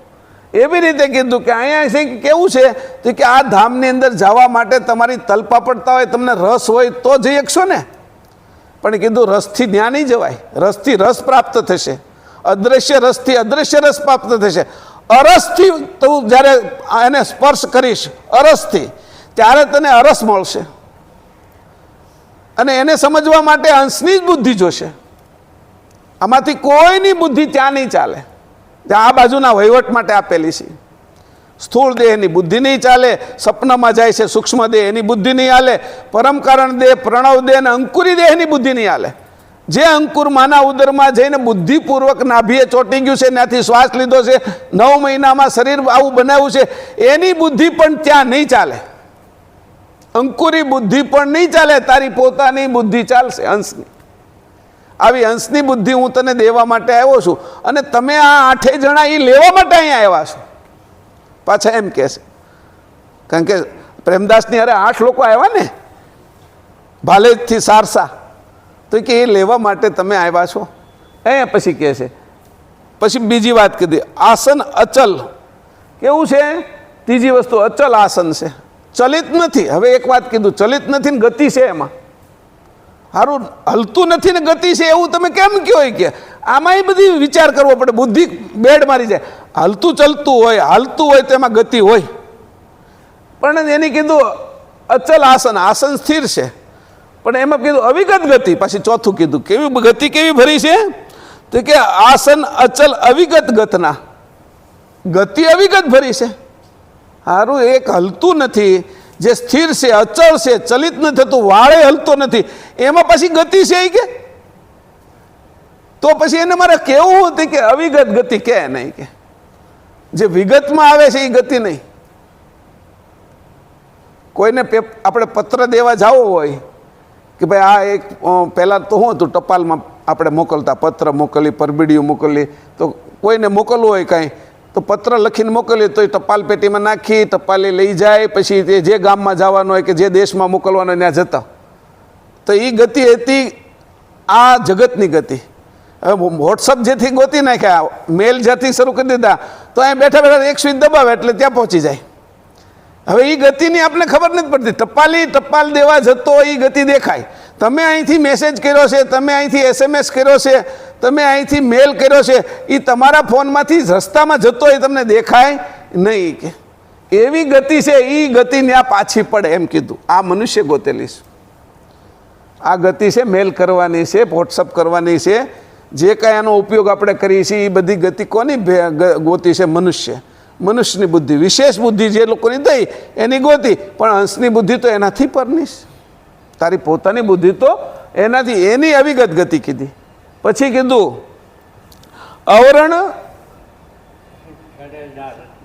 વર્ણન ન થઈ શકે એવા રત્નો જડેલા છે.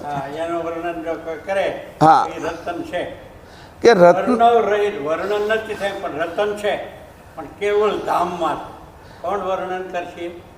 એટલે કીધું કે આ રત્ન કેવા છે કે આ રતવાળા અંશો જ રત્ન છે. ત્યાં જે અંશો પાકી ગયેલા છે, જેની અંદરથી વિશેષ પ્રકાશ થાય છે, એવા પ્રકાશિત થયેલા અંશો જ રત્ન છે ત્યાં. અને એ ત્યાં જડાઈ ગયા છે. હવે અમે અહીંથી ઉખડશું નહીં, કે એકવાર આવ્યા, હવે અમારથી અહીંથી હવે પાછું જવું નથી, કે આનાથી ઊંચું સ્થાન અમને કાંઈ મળશે નહીં. એટલે એ જડાઈ ગયા છે. એટલે એને કીધું કે એવા રત્નો છે કે ને જડેલા છે. વર્ણન રહિત જડે જહાં રત્ના, રત્નો જડેલા છે. માળામાં, હારમાં રત્નો જડી, રાજાના મુકુટમાં રત્નો જડીએ ને આપણે, હીરા માણેક વગેરે જડીને, એવી રીતે અંશો એવા પાકી ગયા છે, એવા પાકા થઈ ગયા, એવી સમજવાળા થઈ ગયા. એનો પ્રકાશ એટલો છે કે અંશો ત્યાં જડાઈ ગયા છે, એનો પ્રકાશ થાય છે. અને એ અંશો ચેતન છે. ત્યાં આપણી જેવા રત્નો નથી, જડ પથ્થરના, હીરા માણેક, આ બધા રત્ન, આ જે સોનું ને એ બધું જે છે એ બધું જડ છે. આપણે કિંમતી ખરું પણ જડ. ત્યાં તો અંશો છે, એ ત્યાં જડાઈ ગયા છે કે હવે અમે આ જ સ્થાન છોડીને બીજે જઈ નહીં, અમને બીજે જવાનું મન ન થાય, એવા જડાઈ ગયા છે, એવા રત્નો છે. એની કીધું એવા આરતવાન જે અંશો હતા એ ત્યાં જડાઈ ગયા છે. એટલે કીધું કે ત્યાં રત્નો જડેલા છે એમ કોઈ કે.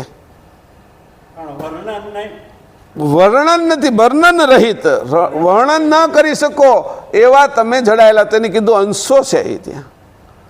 એની અંદર ચેતન રત્નો છે, જડ રત્ન નથી. કે પછી એની આગળ કીધું તિનકી ઉપમા કહામમ દીજે,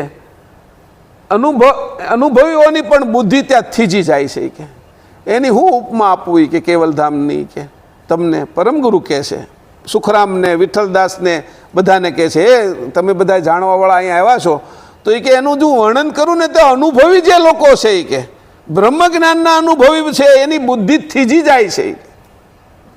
એ ત્યાં આગળ જામી જાય છે. એની બુદ્ધિ ગતિ નથી કરી શકતી, એની બુદ્ધિ સમજી નથી શકતી, એની બુદ્ધિ પણ ત્યાં જડ થઈ જાય છે. એ પણ ત્યાં સૂઈ જાય છે. કે અનુભવ બુદ્ધિ થીજે, જામી જાય છે, બરફની જેમ જામી જાય છે. કે પછી એને કીધું ત્યાં કોણ છે કે ત્યાં બેઠેની જ કરતા કૈવલ. કરતા કેવલ કેવા છે કે ત્યાં બેઠા છે. કે કોના કરતા છે? અંશોના. મેં કાલે કીધું હતું, કાલે ઘરે આવ્યા ને ભાઈ, તો મેં એને કીધું કે જે આ શરીર છે ને એ શંકર પાર્વતીનું બનાવેલું છે, બીજ છે ને એ નિરંજન આદ્ય શક્તિનો બનાવેલો છે, પણ અંકુર છે એ અંશનું કેવલ કરતાનું બનાવેલું છે. અને અંશની સત્તા આવી છે એટલે અંશ છે એ અંકુર પકવે છે. પણ અંશ તો પરમગુરુના છે, કેવલના છે. અંશ તો પોતે કેવલના છે. કે કેવલ, પરમગુરુ, અંશ, અંશથી અંકુર, અંકુરથી બીજ, બીજથી ઘાટ. આ રીતે આપણો ઘાટ તૈયાર થયો છે. તો કે એના જુદા જુદા કરતા છે. તો કે અહીંયા કોની કીધું કે આ તો કેવલ કરતા છે, કે જે અંશોના કરતા છે. અકરત કુદરત રહિત એ કલમલ. અકરત છે એ કોણ છે? તો કે બ્રહ્મ. બ્રહ્મ અકર્તા છે અને બ્રહ્મ વ્યાપક છે. એ કેવલ કરતાનો પ્રકાશ છે. એ પ્રકાશથી પણ પર બેઠેલા છે. જે કેવલ કરતાનો પ્રકાશ પોતાની અંદરથી નીકળ્યો છે, તો એ પ્રકાશથી કેવલ કરતા જુદા છે, પણ છતાંય પ્રકાશ એની સાથે છે. જેમ આપણે આપણા પડછાયાથી જુદા છીએ એ છતાં પણ આપણે જ્યાં જ્યાં જઈએ ત્યાં પડછાયો સાથે આવે છે. મારી વાત સમજો, આપણે આપણા પડછાયાથી જુદા છીએ અને છતાંય પડછાયો સાથે આવે છે આપણી. એમ કેવલ કરતાનો જે પ્રકાશ છે એ બ્રહ્મ છે, અકર્તા છે, એ વ્યાપક છે, એનાથી કેવલ કરતા જુદા છે એમ કીધું. પછી કીધું કુદરત. કુદરત એટલે આ બાજુ નિરંજનથી નીચેના બધા જ દેવો, બધા જ જે આ કુદરત એટલે કૃત, જે આખું કૃત છે, જેની કૃત બન્યું છે આ બધું, કે જે જન્મે છે, જીવે છે અને નાશ પામે છે, જે ઉત્પન્ન થાય છે, થોડો સમય ટકે છે અને લય થાય છે, એને કૃત કહેવામાં આવે. એ કૃતની અંદર બધા આવી જાય.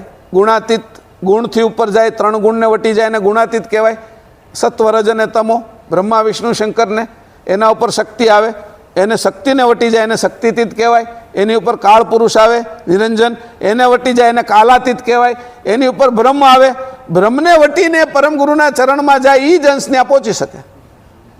બીજા કોઈની તાકાત નથી. ગુણાતીત થાય તો એ ન પહોંચી શકે, શક્તિતીત થાય તો એ ન પહોંચી શકે, કાળને વટી જાય તો એ ન પહોંચી શકે. એ કે તારું સ્વરૂપ આવું છે, કે આ પોતાનું આપણા સ્વરૂપની વાત કરે છે. અને તું ગુલામ થઈ ગયો છે કેનો? કૃતનો. આ કૃતની અંદર આવેલા દેવતાઓ, આ દેવો, આ ઉપાસનાઓ આ બાજુની જે જન્મ અને નાશ પામવા વાળી છે, એ ઉપાસનાની અંદર તું છે એ ગરકાવ થઈ ગયો છે, એની અંદર તું છે એ ગુલામ થઈ ગયો છો. આવી ઉપાસના તું કરવા વાળો તું તો જો, તારું સ્વરૂપ તો જો. મંદિરે લાવવા, આમાં તું મંદિરે લાવનારો તું કોણ છો?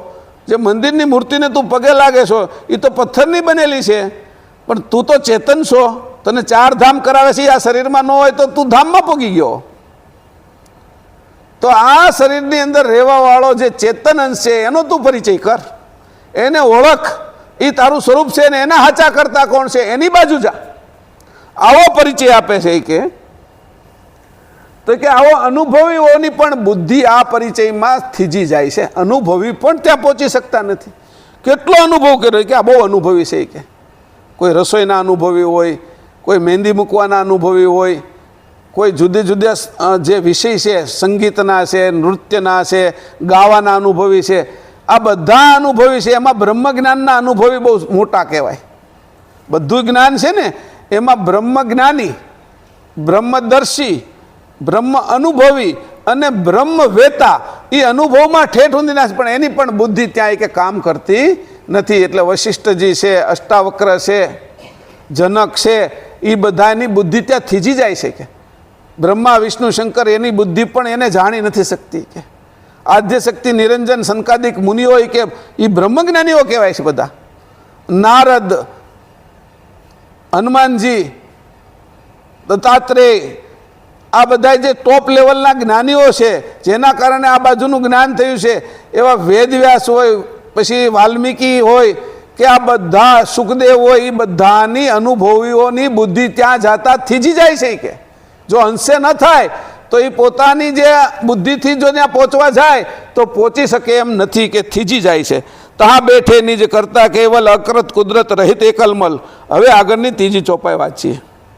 આ સુધી કાલે આપણે કર્યું હતું, પણ આના અર્થ આજે જુદી રીતે લીધા છે. અગમ દેશ વિગત કાદુ, જન્મ મરણ નહીં વાદ વિવાદુ, દેશ કાલ નહીં જહામત નાના, કૈવલ આદ્ય એક પદ સ્થાના. અગમ દેશ વિગત કાદુ, જન્મ મરણ નહીં વાદ વિવાદુ, દેશ કાલ નહીં જહામત નાના, કૈવલ આદ્ય એક પદ સ્થાના. અગમ દેશ અવિગત કાદુ. કેવો દેશ છે કે અગમ, 8મું લખ્યું છે મેં કે અગમ દેશ છે. 2 વાર થઈ ગયું છે. 8 હા એકલ એટલે 8-2 એમ કરી નાખો. 8-2 નીચે લખ્યું છે બરાબર. 8મું એકલમલ ચૈતન્ય છે, એકલા જ રહે છે. પછી કીધું અગમ દેશ, અગમ જેની આ બાજુ કોઈને ગમ ન પડે, જેને સૂઝ ન પડે, જેની સમજમાં ન આવે એવો અગમ દેશ છે કે અવિગત કા આદુ. પછી 9મું લખ્યું છે અવિગત, ભ્રમથી પણ પર. અવિગત એટલે અવિગત કોણ છે? જેની વિગત નથી મળતી એવું બ્રહ્મ છે, અને એનાથી પણ પર છે એ કે અવિગત કા આદુ, એટલે આદુ એટલે એનાથી પણ પર, આગળ. આ એક શબ્દ મૂકે ને એની અર્થ સમજવાનો. એને કીધું અગમ દેશ, જ્યાં કોઈની બુદ્ધિ ન પહોંચે. તો કોઈની બુદ્ધિ એટલે કોની એમ કીધું. એટલે ત્યાં જે બેઠેલા હતા ને એને કીધું તમારી તો કોઈની નહીં કે આ પ્રેમદાસ આવ્યા હતી કે એની નથી પોગતી એટલે ત્યાં આવ્યા છે. કે ત્યાં સુધી જો એની બુદ્ધિ પહોંચી હોત તો અહીંયા શા માટે આવે હતી ગોતીની કે કોઈ મહાપુરુષને આગળ જાય, એના શરણમાં જઈ અને આ બ્રહ્મથી પર કાંઈ હોય તો એને જાણી લઈએ.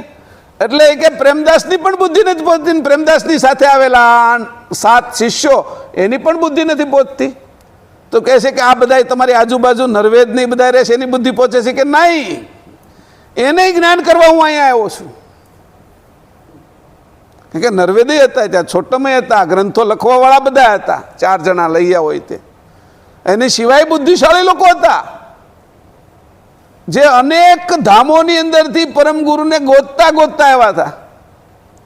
ગોતે છે ખાલી કે આ કોણ પુરુષ છે કે મને એને જોવા છે, એને મળવું છે, એને સત્સંગ કરવો છે, એની સાથે બેસવું છે અને મને સાચી વાત સમજવી છે કે નકર આ બધા અમે તો કેટલાય મોટા ધામોની અંદર એના સુખનો શું પાર હોય કે વૈકુંઠની અંદર સુખનો શું પાર હોય કે ગૌલોકના સુખની શું વાત કરવી કે પણ જે અખંડ આનંદ છે, પરમાનંદ છે, સચ્ચિદાનંદ છે, એનાથી પાર જે કૈવલ છે પોતાનું સ્વરૂપ, ચેતન સ્વરૂપ, એ અમને ન સમજાય. એટલે કીધું કે આ સિદ્ધાંત એટલે કે કીધું જે બ્રહ્મ છે એનાથી પણ પર, બ્રહ્મ જ્ઞાની પણ જે જાણી નથી શકતા. એટલે અવિગત કા આદુ કીધું. આદુ એટલે આપણે ચામાં નાખવાનું નહીં, ગેસ કાઢી નાખવાનો નહીં, આ બાજુનો અહંકાર કાઢી નાખવાનો, એ આદુ છે. આ બાજુના બધા અસ્મીઓને દૂર કરી નાખે. આદુ ખાય તો ગેસ નીકળી જાય એમાં એની હૂંઠ બનાવવાની છે. એમ એ કીધું કે આ અવિગતના આદુ છે કે આવું આદુ તમને જોવા નહીં મળે કે અવિગતથી પણ આદિના, એનાથી પણ પરના એવા કૈવલ. પછી કીધું જન્મ મરણ નહીં વાદ વિવાદુ. ત્યાં એને કીધું છે આગળ કે 10મું છે જન્મ મરણ રહિત છે. એટલે બધું જ જન્મ મરણ વાળું.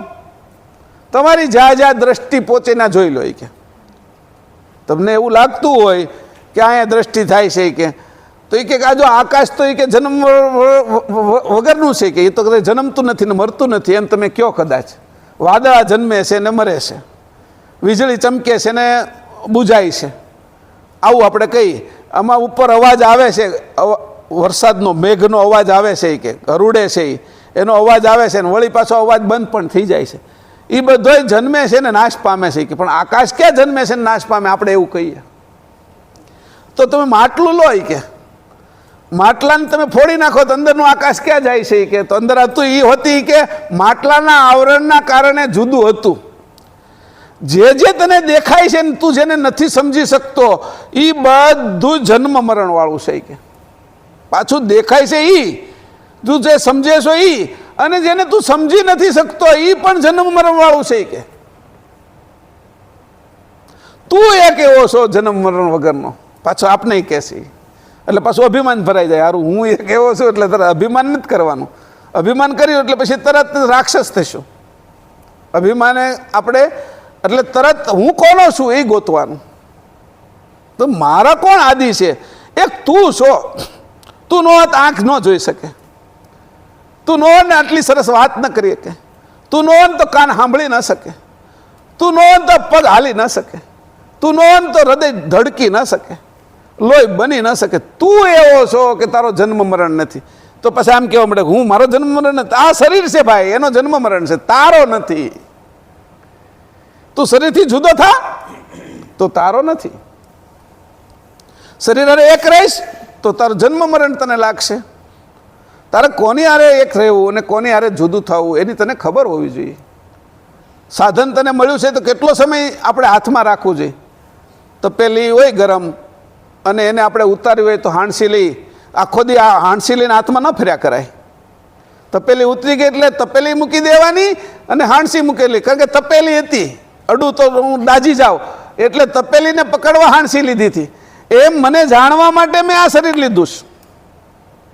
પછી આખો દિવસ હાંડસી લઈને ફર્યા ના કરાય, એને મૂકી દેવાય, બીજું કામ કરાય. એટલે એને કીધું કે આ જે સાધન છે તને ખબર હોય, તું જાણે છો ઈ અને નથી જાણતો ઈ બધાય જન્મ મરણ વાળા છે.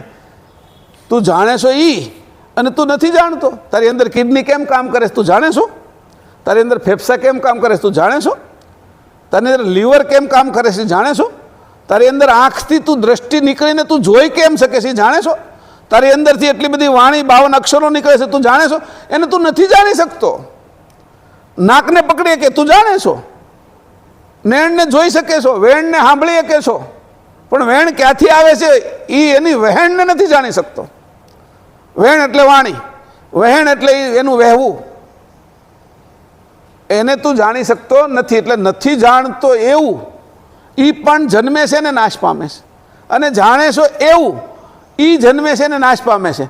તો કે જન્મ નથી થતો અને નાશ નથી પામતું એવું હું, એ તું કોણ? કૈવલ કરતાનો અંશ. આવો તું, તારું સ્વરૂપ કે તું મારી સજાતીનો છો. પરમગુરુ કહે છે કે તું મારી સજાતીનો, હું જન્મતો નથી ને હું મરતો નથી, તું મારી સજાતીનો. કેમ આમાં ભેળવાઈ ગયો? કે બકરાના ટોળાની અંદર સિંહનું બચ્ચું ભેળવાઈ ગયું એમ તું કેમ ભેળવાઈ ગયો? શીખે પછી બે બોલવા માંડ્યો, ઘાસ ખાવા માંડ્યો, તારો ખોરાક ફરી ગયો. કે આ ભૂચર ગતિનો થઈ ગયો છો ને તારો. આ બધો ખોરાક લઈ લઈને તું સાચો ખોરાક ભૂલી ગયો. કે આપણે બધો ખોટો ખોરાક લેવા માંડ્યા ને, આ પીઝાને બીજાને ખાવા માંડ્યા ને, એટલે એની અસરો આવી. આ વર્ષે પ્રમાણની અંદર છોકરીઓના જન્મ વધારે થયા છે એવું કાલે એક ડૉક્ટર મને કહેતા હતા. પ્રમાણમાં છોકરીઓ વધારે જન્મી છે. એ મેં કીધું એનું કારણ હું? એ કે જે ફાસ્ટ ફૂડ આવે છે ને એ ખાવાથી જે પુરુષ તત્વ હતું ને એ ઓછું થઈ ગયું. કે એને એવું તારણ કાઢ્યું. કાલના એક ડૉક્ટરને યારે હું બેઠો હતો તો એ કે આ બધું પાણીપુરી બહુ બધા લઈ આવી. એ કે તારો ખોરાક આવો થઈ ગયો છે, કે તારું સ્વરૂપ તને કેમ મળે? આ બાજુનો ખોરાક છે એ કે તારો જે અમર ખોરાક હતો એ છે એ મરવાવાળો ખોરાક ખાવામાંથી તું મરવાવાળો થઈ ગયો છે. તારો ખોરાક અમર હતો એ જો તો ખાધો હતી કે એ કઈ રૂપ હતું એનું, કેવી રીતે ખવાય? એ કાંઈ પીઝા નહોતા, એ પાણીપુરી નહોતી, એ કાંઈ ઇડલી સંભાર ને એવું કાંઈ નહોતું, એ કંઈક જુદું જ હતું. કે એ બર્ગર નહોતા. આ ખોરાક છે એ જે અમર ખોરાક હતો એ તું લેવાનું ભૂલી ગયો અને મરવાવાળા ખોરાકનો આશિક થઈ ગયો, એના સ્વાદની અંદર લપેટાઈ ગયો. એટલે જન્મ મરણના ખાતાની અંદર તારે રખડવું પડે છે. કે આવી રીતે કહે છે કે જન્મ મરણ નહીં વાદ વિવાદ. પછી એની આગળનું કીધું 11મું વાદ વિવાદ. તે તર્ક નથી, આ મારું સાચું છે ને તારું ખોટું છે ને એવું નથી. કે એમાં બાંધણ નથી, સમજણ છે, બાંધણ નથી, ધમાલ નથી, ઉકેલ છે, ધમાલ નથી. ઉકેલ બધી વસ્તુનો છે, ઝઘડો નથી, એકતા છે, બધા અંશો એક છે. ત્યાં એકબીજારે કોઈ મનદુખ નથી, કોઈ તર્ક વિતર્ક નથી. તારું સાચું મારું ખોટું, મારું સાચું તારું ખોટું, એવાય તર્ક વિતર્ક નથી. કે એવી રીતે એને કીધું ત્યાં વાદ વિવાદ નથી. આ મોટું ના નાનું, આ ગમે ના ન ગમે એવો વાદ વિવાદ નથી. ચેતનમાં વાદ વિવાદ ન હોય. જળ ચેતન જ્યાં ભેગું હોય ને ત્યાં વાદ વિવાદ હોય. આ હિરણ્ય ગર્ભ ગતિ છે એમાં જળ અને ચેતન બેયને મસળેલા છે, ભેગા કરેલા છે. જેમ આપણે રોટલી બનાવી હોય તો પાણીને લોટ ભેગો કરીને લોટ બાંધીએ ને એમ બે ભેગું થયેલું છે જળ અને ચેતન. ચેતનના પ્રદેશમાં જાઓ ત્યાં વાદ વિવાદ ન હોય. જ્યારે આપણે બધા અંશે થઈ જાય ત્યારે વાદ વિવાદ ન હોય, પણ જ્યારે આ બાજુ અંશે નથી ત્યાં ઘાટ ભાવે છે તો વાદ વિવાદ થાય. મને આ ગમે ને તને આ નથી ગમતું એમાં વાદ વિવાદ થાય, અને વાદ વિવાદ છૂટાછેડા સુધી વ્યા જાય. આપણે તો વાદ વિવાદ ઓછા થાય છે, પણ અમુક દેશોની અંદર તો વાદ વિવાદ જ એટલા હોય છે. પોલેન્ડની અંદર છે એ કોઈએ કીધું કે જેની 15 વર્ષ છે એ પતિ પત્ની સાથે રહ્યા હોય, કંઈક દેશની વાત કરી, એને એવોર્ડ આપવાનો હતો. તો એ એવોર્ડ કોઈ ન લઈ શક્યો. વાત સમજાય છે તમને? કે 15 વર્ષ જે પતિ પત્ની સાથે રહ્યા હોય એને એ એવોર્ડ આપવાનો, હજી એવોર્ડ એમને પડ્યો છે. કોઈ પતિ પત્ની 15 વર્ષ સાથે નથી રહી કે એમ એ એવોર્ડ હજી ત્યાં મારા એક મિત્રનો છોકરો ભણતો હતો અને એના પ્રોફેસર એને સમજાવતા હતા. એ કે અમારા દેશમાં આ એવોર્ડ બધા જ લઈ જાય હા તમારે એવોર્ડ ઓછા પડે કે એમ કે એટલું બધું તમે સાથે રહી શકો છો કે કેમ કે વાદ વિવાદ છે. આપણે છે ને આધ્યાત્મિક છીએ, આપણે જીવનની વ્યવસ્થા એવી છે, આપણી જે પદ્ધતિ છે સામાજિક પદ્ધતિ એ સારી છે એટલે ઉછેર પણ સારો થાય છે. માતા પિતા સાથે જે બાળક ઉછરેલું હોય ને એ જલ્દી છે એ બધાથી વિખૂટું ન પડે અને એના જે સંતાનો છે એ માતા પિતા વગર ઉછરેલા હોય એટલે એકલવાયા હોય, એને સહાનુભૂતિ પ્રેમ પ્રીત એવું ન હોય. એટલે ત્યાં જે રીતે કીધું આ વાત મેં એટલા માટે કરી કે વાદ વિવાદ છે એ કેટલો બધો હોય છે કે જ્યાં વાદ વિવાદ ન હોય ત્યાં કેટલી એકતા હોય કે જ્યાં અંશ છે, જ્યાં ચેતન છે, ચેતન સિવાય કાંઈ નથી, ત્યાં વાદ વિવાદ કોની હારે કરવો? બધું સમજાય છે કે વાદ વિવાદ કરવાનું કોઈ કારણ રહેતું નથી. કોઈ એવું કર્યું ને આપને ગમતું નથી પણ તોય આપને સમજાય છે કે આ કરવાની જરૂરિયાત હશે, આપણે સમજી જઈએ છીએ. સમજણ જ ત્યાં મોટી છે કે એટલે વાદ વિવાદ થતો નથી. એટલે કીધું એ 11મું વાદ વિવાદ એટલે તર્ક વગરનો. દેશ નહીં, કાળ નહીં, માત્ર કૈવલ વગેરે કેટલી વાતો કરી કે આ કૈવલ ધામનું વર્ણન કરશે કે ત્યાં દેશ નથી. તો તમે એને ધામ કેમ કહો છો એમ કીધું. તો તારું ક્યાં જો ને તું પોતે છો જ ને, તારું ક્યાં કઈ ધામ છે કે આ છે? તું હમણાં હોઈ જાય તો વળી પાછો બીજી જગ્યાએ ફરવા નીકળી જશો કે સપના શરીરમાં તો નીકળીએ છીએ ને, સપનામાં તો ક્યાંય આને ભૂલી જાય છે કે ધામ કોઈ નથી. પછી કીધું કાળ નથી. કાળ તો જે જન્મ મરણ ને જીવન હોય ને કાળ લાગે. આ જન્મ મરણ ને જીવન જ્યાં નથી ને કાળ કેમ લાગે?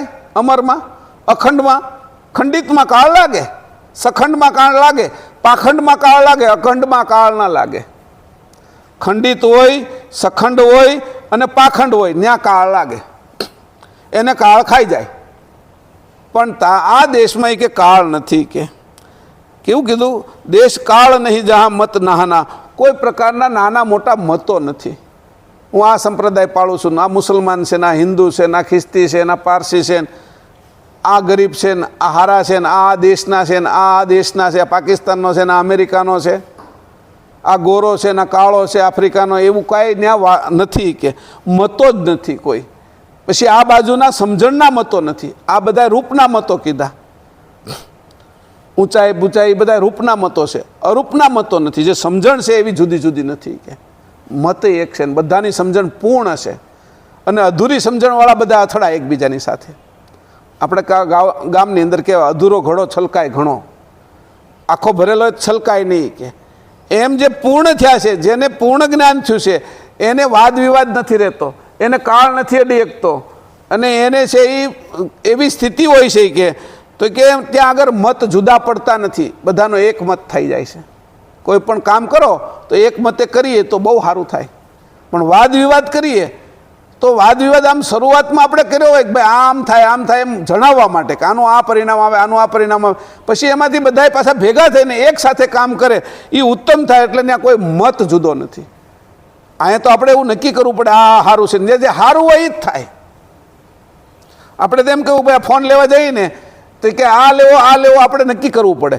પણ કેવલધામની અંદર જો ફોન લેવા જવાનું થયું થાય, ફોન નથી ને પણ લેવા જવાનું જોઈએ તો તમે જે હારા મારો એની ઉપર જ હાથ પડે, એ જ આવે તમારા હાથમાં, બીજું આવે જ નહીં. કે બે હોય જ નહીં તો આવે ક્યાંથી? કે દ્વૈત તો છે નહીં, અદ્વૈતમાં હું બે હોય કે એટલે ત્યાં મત જ ઝાઝા કાંઈ મત જ નથી કે એક જ મત છે. કેવલ આદ્ય એક પદ સ્થાના. આ કેવલ કેવા છે?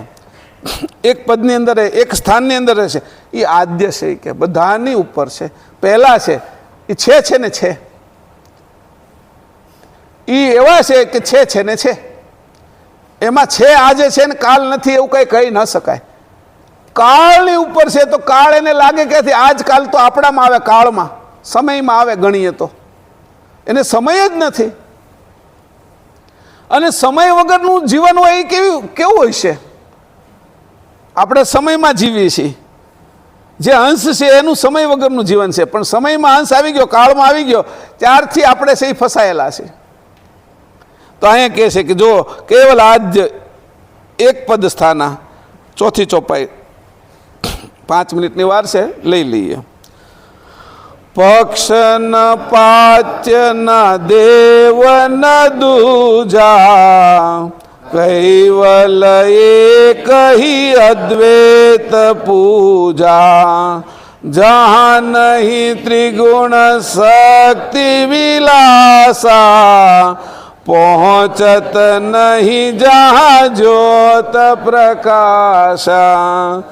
पक्ष न पाच्य न देव न दूजा, कैवल एक ही अद्वैत पूजा, जहाँ नहीं त्रिगुण शक्ति विलासा, पहुँचत नहीं जहाँ ज्योत प्रकाशा. પક્ષપાત ક્યાં થાય? વાદ વિવાદ હોય ત્યાં. વાદ વિવાદ ક્યાં થાય? પક્ષપાત હોય ત્યાં. પક્ષપાત નથી, વાદ વિવાદ નથી, દેવ બે નથી. એમાં ભાઈ હનુમાનને માનું, ગણપતિને એને કહેવાનું જ નથી. શંકરને માનું કે આદ્ય શક્તિને માનું ને કહેવાનું જ નથી. ઓલા કે આ શક્તિનું ભજન કરે છે, કે આ શંકરનું ભજન કરે છે, આ રામનું ભજન કરે, આ કૃષ્ણ નથી. દેવ બે. સૂર્યનું ભજન કરે છે આ લોકો, કે અને આ લોકો ચંદ્રનું ભજન કરે છે. મુસલમાનો ચંદ્રનું ભજન કરે, આપણે સૂર્યનું, હિન્દુઓ ભજન કરે. એ કે જ્યાં સૂર્ય ચંદ્ર નથી કે તો દ્વૈત નથી કે, તો કે સૂર્ય ચંદ્ર વગર પ્રકાશ કેનો થાય છે? કે સ્વયં પ્રકાશ. સૂર્ય અને ચંદ્રને જેનાથી પ્રકાશ મળે છે એ પ્રકાશ સ્વયં. કેવલ એક ही અદ્વૈત પૂજા, એ કે બે છે જ નહીં ને, એક જ વસ્તુ છે. કે ની મજા જ કેવી આવે, કે એનો આનંદ જ કેવો આવે, કે મજાનું હું કહું, સુખનું હું કહું, આનંદનું હું કહું, કે હું એનું નામ નથી પાડી શકતો, એની સમજ નથી આપી શકતો કે આનંદથી પણ પર વિષયાનંદ છે, ભજનાનંદ છે, સહેજાનંદ છે, અખંડાનંદ છે, સચ્ચિદાનંદ છે, પરમાનંદ છે. આ બધા આનંદ છે એનાથી પર. આનંદનાય પાર નથી એવા આનંદો છે. કે સુખનાય પાર નથી. કે ખાવાનું સુખ છે, ફરવાનું સુખ છે, જોવાનું સુખ છે, સંગીત સાંભળવાનું સુખ છે, આ બધા સુખ કહેવાય. આનંદ એનાથી પર છે. પણ કે આનંદ એ બધા શાંત થઈ જાય, કે એવી જગ્યાની વાત કરું છું. એટલે આવ્યા પ્રેમદાસ ની બધાય આનંદ સુધી. સચ્ચિદાનંદ તો એમાં રહેતા થાય, કે સચ્ચિદાનંદ થી પર છે કઈ, એ ગોતતા ગોતતા આવ્યા. એક દિવસ વાર ન લગાડી. જેદી ખબર પડી કે 4.5 મહિના પછી મારું મૃત્યુ છે, એ કે આજને આજ સારસા ચાલો. એ કે બધા તરત જ હુકમ કર્યો, તરત જ બોલે, હે સુખરામ ક્યાં છો તું? એ કે મારા 4.5 મહિના જ આ શરીરમાં રહેવાના બાકી છે. આજને આજ તૈયારી કરો. આ ભાલે જ ભલે ગમે એવડું મોટું સ્થાન હોય, અહીંયા ભલે આપણી કેટલી સંપત્તિ પડી હોય, કેટલાય શિષ્યો હોય, આજને આજ જ અહીંથી નીકળવું છે, સારસામાં જવું છે. કે જ્યાં આપણો સાર રહેલો છે, બધાનો સાર જ્યાં છે એ સારસામાં જવું છે. કે પરમગુરુને મળવું છે, કે કુબેર સ્વામીને મળવું છે, કે જે અમને આ બધાથી બહાર કાઢશે, અમારા સાચા સ્વરૂપની ઓળખાણ કરાવશે, અમારા કરતા કોણ છે ત્યાં સુધી પહોંચાડશે, એને મળવું છે. તીવ્રતા હતી, વ્રેહ એટલો હતો, આરત એટલી હતી કે એક દિવસ ન ખેમા. પ્રેમદાસ જેવા, જેને રાજા મહારાજાઓ એ સમયની અંદર, લીંબડીના મહારાજો, સયાજીરાવ ગાયકવાડ, ભાવનગરના રાજાઓ, એ બધા જેના શિષ્યો બનતા હતા, એવા ભાલેજના પ્રેમદાસ પણ પરમગુરુના શરણની અંદર આવે છે. અને એવા આવા મહાન 7 શિષ્યોને લઈને આવે છે. વિચાર તો કરો આ ચરિત્ર કેવું છે એનું. મને એ જાણવું છે કે એને પક્ષપાત નથી, કે કેવલ એક ही પૂજા છે, કે બીજી કોઈ વાત નથી, દ્વૈત ભાવ જ નથી. નહીં કે આને માનું આને ન માનું એવું નથી. કે આ ગમે છે ના નથી ગમતું એવું નથી. જહાં નહીં ત્રિગુણ શક્તિ વિલાસા, 3 ગુણનો ત્યાં વિલાસ નથી. કે આ બધે જ્યાં જોઈ ને સત્વરજ અને તમો ગુણનો વિલાસ છે. અત્યારે આપણે બધા સાંભળીએ છીએ તો સત્વગુણ વધારે છે. ઘરે જઈશું ને ભૂખ લાગશે, બરાબર રજોગુણ કામ કરવા મળશે. ઊંઘ આવવા મળશે તો તમોગુણ કામ કરવા મળશે. આમાં જીવ જંતુ માત્ર 3 ગુણને આધીન થયા છીએ આપણે, અને 25 પ્રકૃતિથી જીવી છીએ. તો કે જો હોય કે 3 ગુણનો છે, બ્રહ્મપુરીની અંદર રજોગુણનો છે એ આધાર છે, વૈકુંઠની અંદર છે એ સત્વગુણનો આધાર છે, કૈલાસમાં તમોગુણનો આધાર છે. આ બધાના વિલાસ છે કે આ વિલાસો ત્યાં નથી કેવલધામમાં. 3 ગુણનો પણ અને શક્તિનો પણ ત્યાં વિલાસ નથી. આદ્ય શક્તિ જે ધામમાં રહે છે એનો વિલાસ છે, એનો આનંદ છે, એની મોજ છે, એના સુખ છે, એનાથી પણ પર છે. ક્યાં ત્યાં 3 ગુણો પોગી શકતા નથી. આદ્ય શક્તિ પહોંચી નથી શકતી. પહોંચત નહીં જहाँ જ્યોત પ્રકાશા, જે જ્યોતિનારાયણ છે, આદિનારાયણ છે, જેને શિવ કહેવામાં આવે છે, જેને ઈશ્વર કહેવામાં આવે છે, જેને પરમાત્મા કહેવામાં આવે છે, જે શેષૈયા ઉપર આડા હુતા છે, વિષ્ણુ નહીં, આદિનારાયણ જે વિષ્ણુના બાપ છે, શંકર નહીં, શિવ જે શંકરના બાપ છે, એવા જ્યોતિનારાયણ છે એ કે એ પણ ત્યાં જઈ શકતા નથી. પહોંચત નહીં જहाँ જ્યોત પ્રકાશા, એ ત્યાં પહોંચી શકતા નથી. એની બુદ્ધિ ત્યાં નથી પહોંચી શકતી, એની સમજણ ત્યાં પહોંચી નથી શકતી. કે હું વાત કરું કે આ પરમ અલૌકિક ધામમાં એક અદ્વૈત સકર્તા સત્કેવલ છે અને તેમની પૂજા તે પણ એક અદ્વૈત રૂપે છે, કારણ કે ત્યાં કોઈ બીજા દેવતા છે જ નહીં. આ સબબને લીધે એટલે સંબંધિત કારણ ત્યાં કોઈ પણ પ્રકારનો પક્ષપાત નથી. વળી 3 ગુણ તથા શક્તિનો વિલાસ પણ ત્યાં નથી, તેમજ જ્યોતિનારાયણનો પ્રકાશ પણ ત્યાં પહોંચી શકતો નથી. એવી રીતે અહીંયા 4 ચોપાઈ પરમ ગુરુએ છે એ આ બધાને સમજાવી. એને તે 1.5 કલાક તો થઈ જ ગયો છે ને. આટલી વાત કરીએ છીએ 4 ચોપાઈ, એમાં 2 કાલ કીધી હતી અને 2 આજ કીધી, બધી સમજાવી તો 4 ચોપાઈમાં 1.5 કલાક પૂરો થયો. એમ આપણો અહીંયા 1.5 કલાક પૂરો થઈ જાય છે. આપણો સત્સંગ અહીંયા આપણે પૂરો કરીએ છીએ. હવે શનિ રવિ આવતા આગળની 5મી ચોપાઈથી શ્રીમદ કરુણા સાગર ભગવાન કી જય, ગર મહારાજ કી જય, તપસ્વી રઘુરામ મહારાજ કી જય, સુખાનંદજી મહારાજ કી જય, દાસજી મહારાજ કી જય, વલધામ કી જય, સત કેવલ સાહેબ.